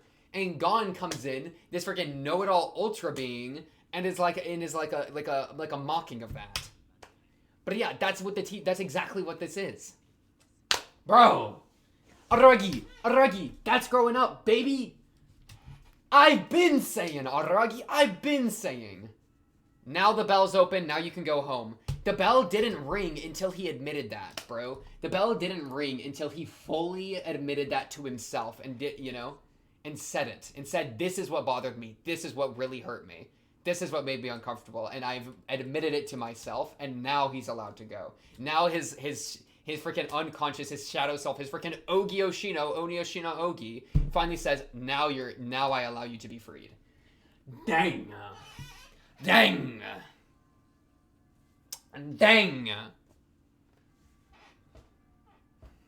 Ougi, I love Ougi, bro. Ougi's crazy. Ougi is such an interesting character. What a fascinating character. And then he says on a whim, bro, if your whims don't drive you to the craziest places. I've very intentionally followed my own whims a lot more recently, where it's like, I know what I should do, but like, let me just follow this, right? Where one thing, like, mini tangent, but this just to underline how much I think whims are important. Of like, the other day, I literally was like, I was like about to record something, and I was like, you know what? And then I just put my shoes on, I went on a run, and I ran like, just for like an hour in a random direction, and then had to spend like an hour running back, right? But it was just like, I'm following my whims wherever it takes me, you know? Like, I have the entire, like, I could go any direction, and I'm just allowing it to take me there, right? Because that's how I'm going to like understand myself better, kind of thing. And that's a little crazy, I know. It was more like 40 minutes there, 40 minutes back, probably. Or maybe, probably about that much. I don't know, I wasn't timing it, because that wasn't even the important part, right? It was just following the whim, not timing the whim and like commodifying it not commodify and making it a commodity, but like making it into a thing of time. Like, the time didn't matter, you know? But yeah, so like it's calling it a whim. Like I don't like using the word whim as in non-important. And it's just like, oh, it's just a whim. Like, it's not a big deal. No. I think whims are very important. They're like they're drawings, right? Like, you're being called somewhere by yourself, by a part of yourself, right? And so for him to come here, it's not just like you did it because you were in the area, right? No, you came here for a reason, Aragi. Calling it a whim, I don't want you to like kneecap it, right? I think whims are very important. They can be very important. There was no dead space. What do you mean there was nothing? Koyomi nothing? It's the void. It got swallowed. It got darkness. Because he didn't reconcile it correctly. Because he reconciled it only to Ougi, who is darkness. Because you kept it in your own being. I don't know. It's like you took it from bottling it up to bottling it up on a bigger level. You went from bottling it up inside of you unconscious to bottling it up inside of you conscious. Is that the case? Kind of crazy. Because, yeah, saying that there's nothing here, it's like, well, yeah? This has been such a fire 2 episodes. Past, bringing time is crazy, too. And then saying that she's on maternity leave, right? And now she's back. So her being back. Back in black. Why is she back? The timing's important, right? Right when Araragi figures it out himself, then she comes back. Why does Araragi have this much of a pull in the way the world works, you know? And it is from his story, so it could just be kind of coincidence, and that's just the way he's writing it, or like telling it, rather. But who's to say, right? It's kind of a toughie there.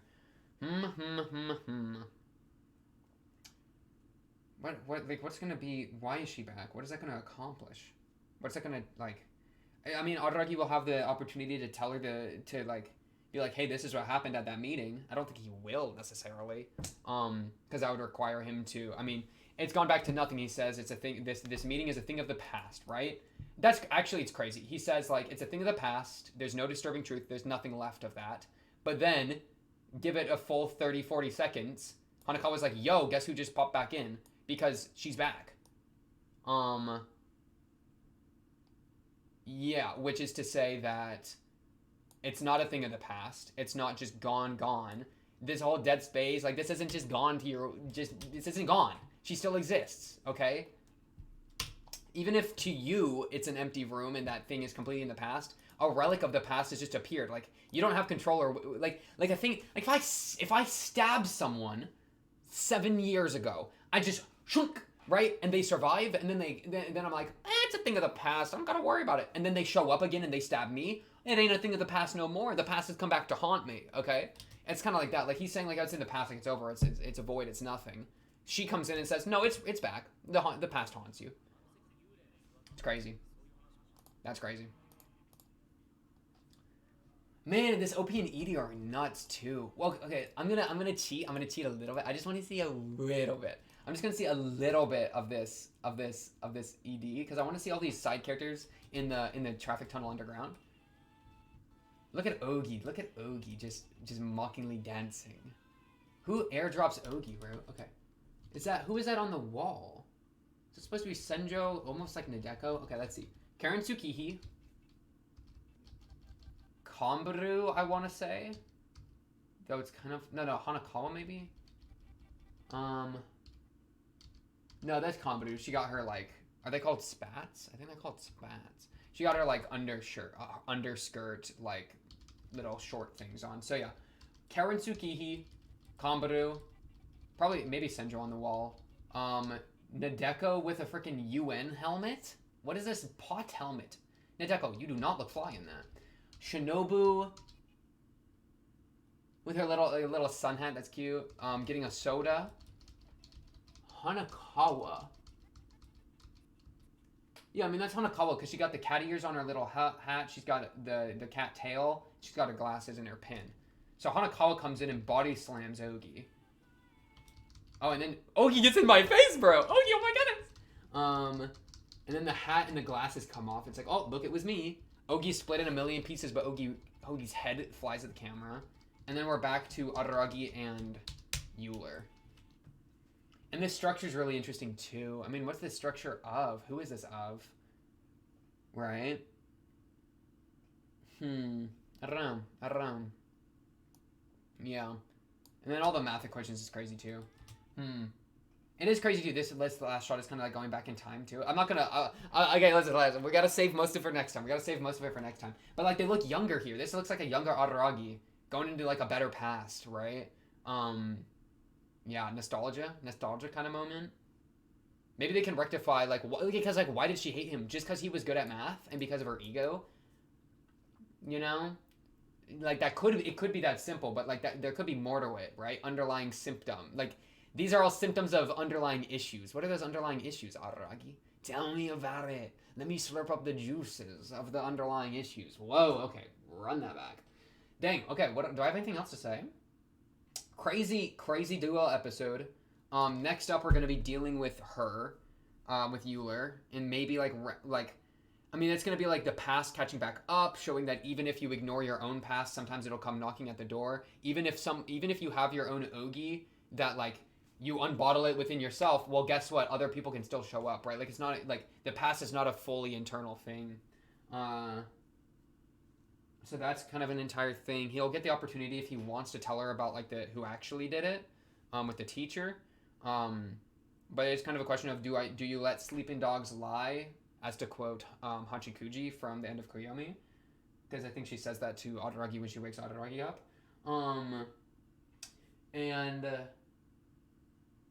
When's he gonna die? The thing is, like, his interactions with Euler aren't going to, like, save his life because we know he's doomed. So how does Euler have anything to do with this, you know? Or with, like, him dying, or, like, what that means to him, or what's to come after that? Who's to say? Who is to say? Yeah. Love the stuff of, like, retrospect as well. Retrospect is 2020, right? Which, you know, they were talking about at the beginning a lot. Ougi Ougi. Honestly, probably the best two Ougi episodes. Crazy Ougi episodes. Where she's just doing what she does best, which is unbottling stuff, forcing repressed things to come to the surface, forcing issues that were averted to the gaze to be locked upon. That's the Ougi special. That's the Ougi special. Why does she hate you so much, Aragi? What did you do anything to her other than just beat her in math? Who is to say? Also, people are known, like, he's attributing objects to people, like, oh, this person is gloves, this person is scissor, this person is dustpan, this person is glasses. It's kind of funny. His the degree to which he's comfortable, like, personifying people at all. He's just using objects. Yeah. Ougi formula. And we gotta get back to the math stuff. We didn't even talk about none of the math stuff. From the beginning of the first episode. Like the elegance and Ougi's issues with that. Yeah, we're about to talk to Euler all about that. Because we're trying to find something foundational. That's what we're doing next. We're trying to find something foundational because we've lost Justice as that, which, agreed. I had my own falling out with Justice. Been there, done that. Aragi ain't a fun one. It is not a fun one. Yeah, and so, whoa, my mind's starting to max out. We're starting to max out from this recording. I'm not gonna lie. Yeah, woo, that thing is okay. What was I saying? Something. Oh yeah, we're gonna maybe like the foundationalness of math is going to be attempted to use as some sort of replacement, for the broken foundation that is Araki. Though it's not gonna be enough, right? It's not gonna be enough to save him from spiraling and dying, which is because we know that happens. But who's to, who knows? I wonder if you could like read into the Euler formula a ton of like the imaginary number I is oddities, blah blah blah, something something. I don't know. I don't know math well enough, but like oddities mixed with circumference, which is like universal constant, combined to the power of e, which is I forget what e even means. Plus 1, which is the individual, equals 0, which is balance. Freaking, I don't know. But some attempt like that might be made. The natural log. Yeah, bro, I don't remember natural log. I just memorized the equations and then just did the work, bro. It was that easy. Okay. But yeah, honestly, I think that's all we got for this one. This double feature of Monogatari, Owarimonogatari, episode 1 and 2. On to the next episode 3. Of course. If you like the video, subscribe. If you are new, blah, blah, blah, comment below if you have anything to say, or join the Discord and talk to me or other Monogatari, Owarimonogatari, any of the Gatari fans there. But until then, until next episode, episode 3, notification bell as well. Check the socials, Instagram. Do I even have other socials? I don't remember. Ending the episode. That's the end of this one, episode 1 and 2. On to the next, episode 3. Should be exciting. Until then, I'll be seeing you then. Peace.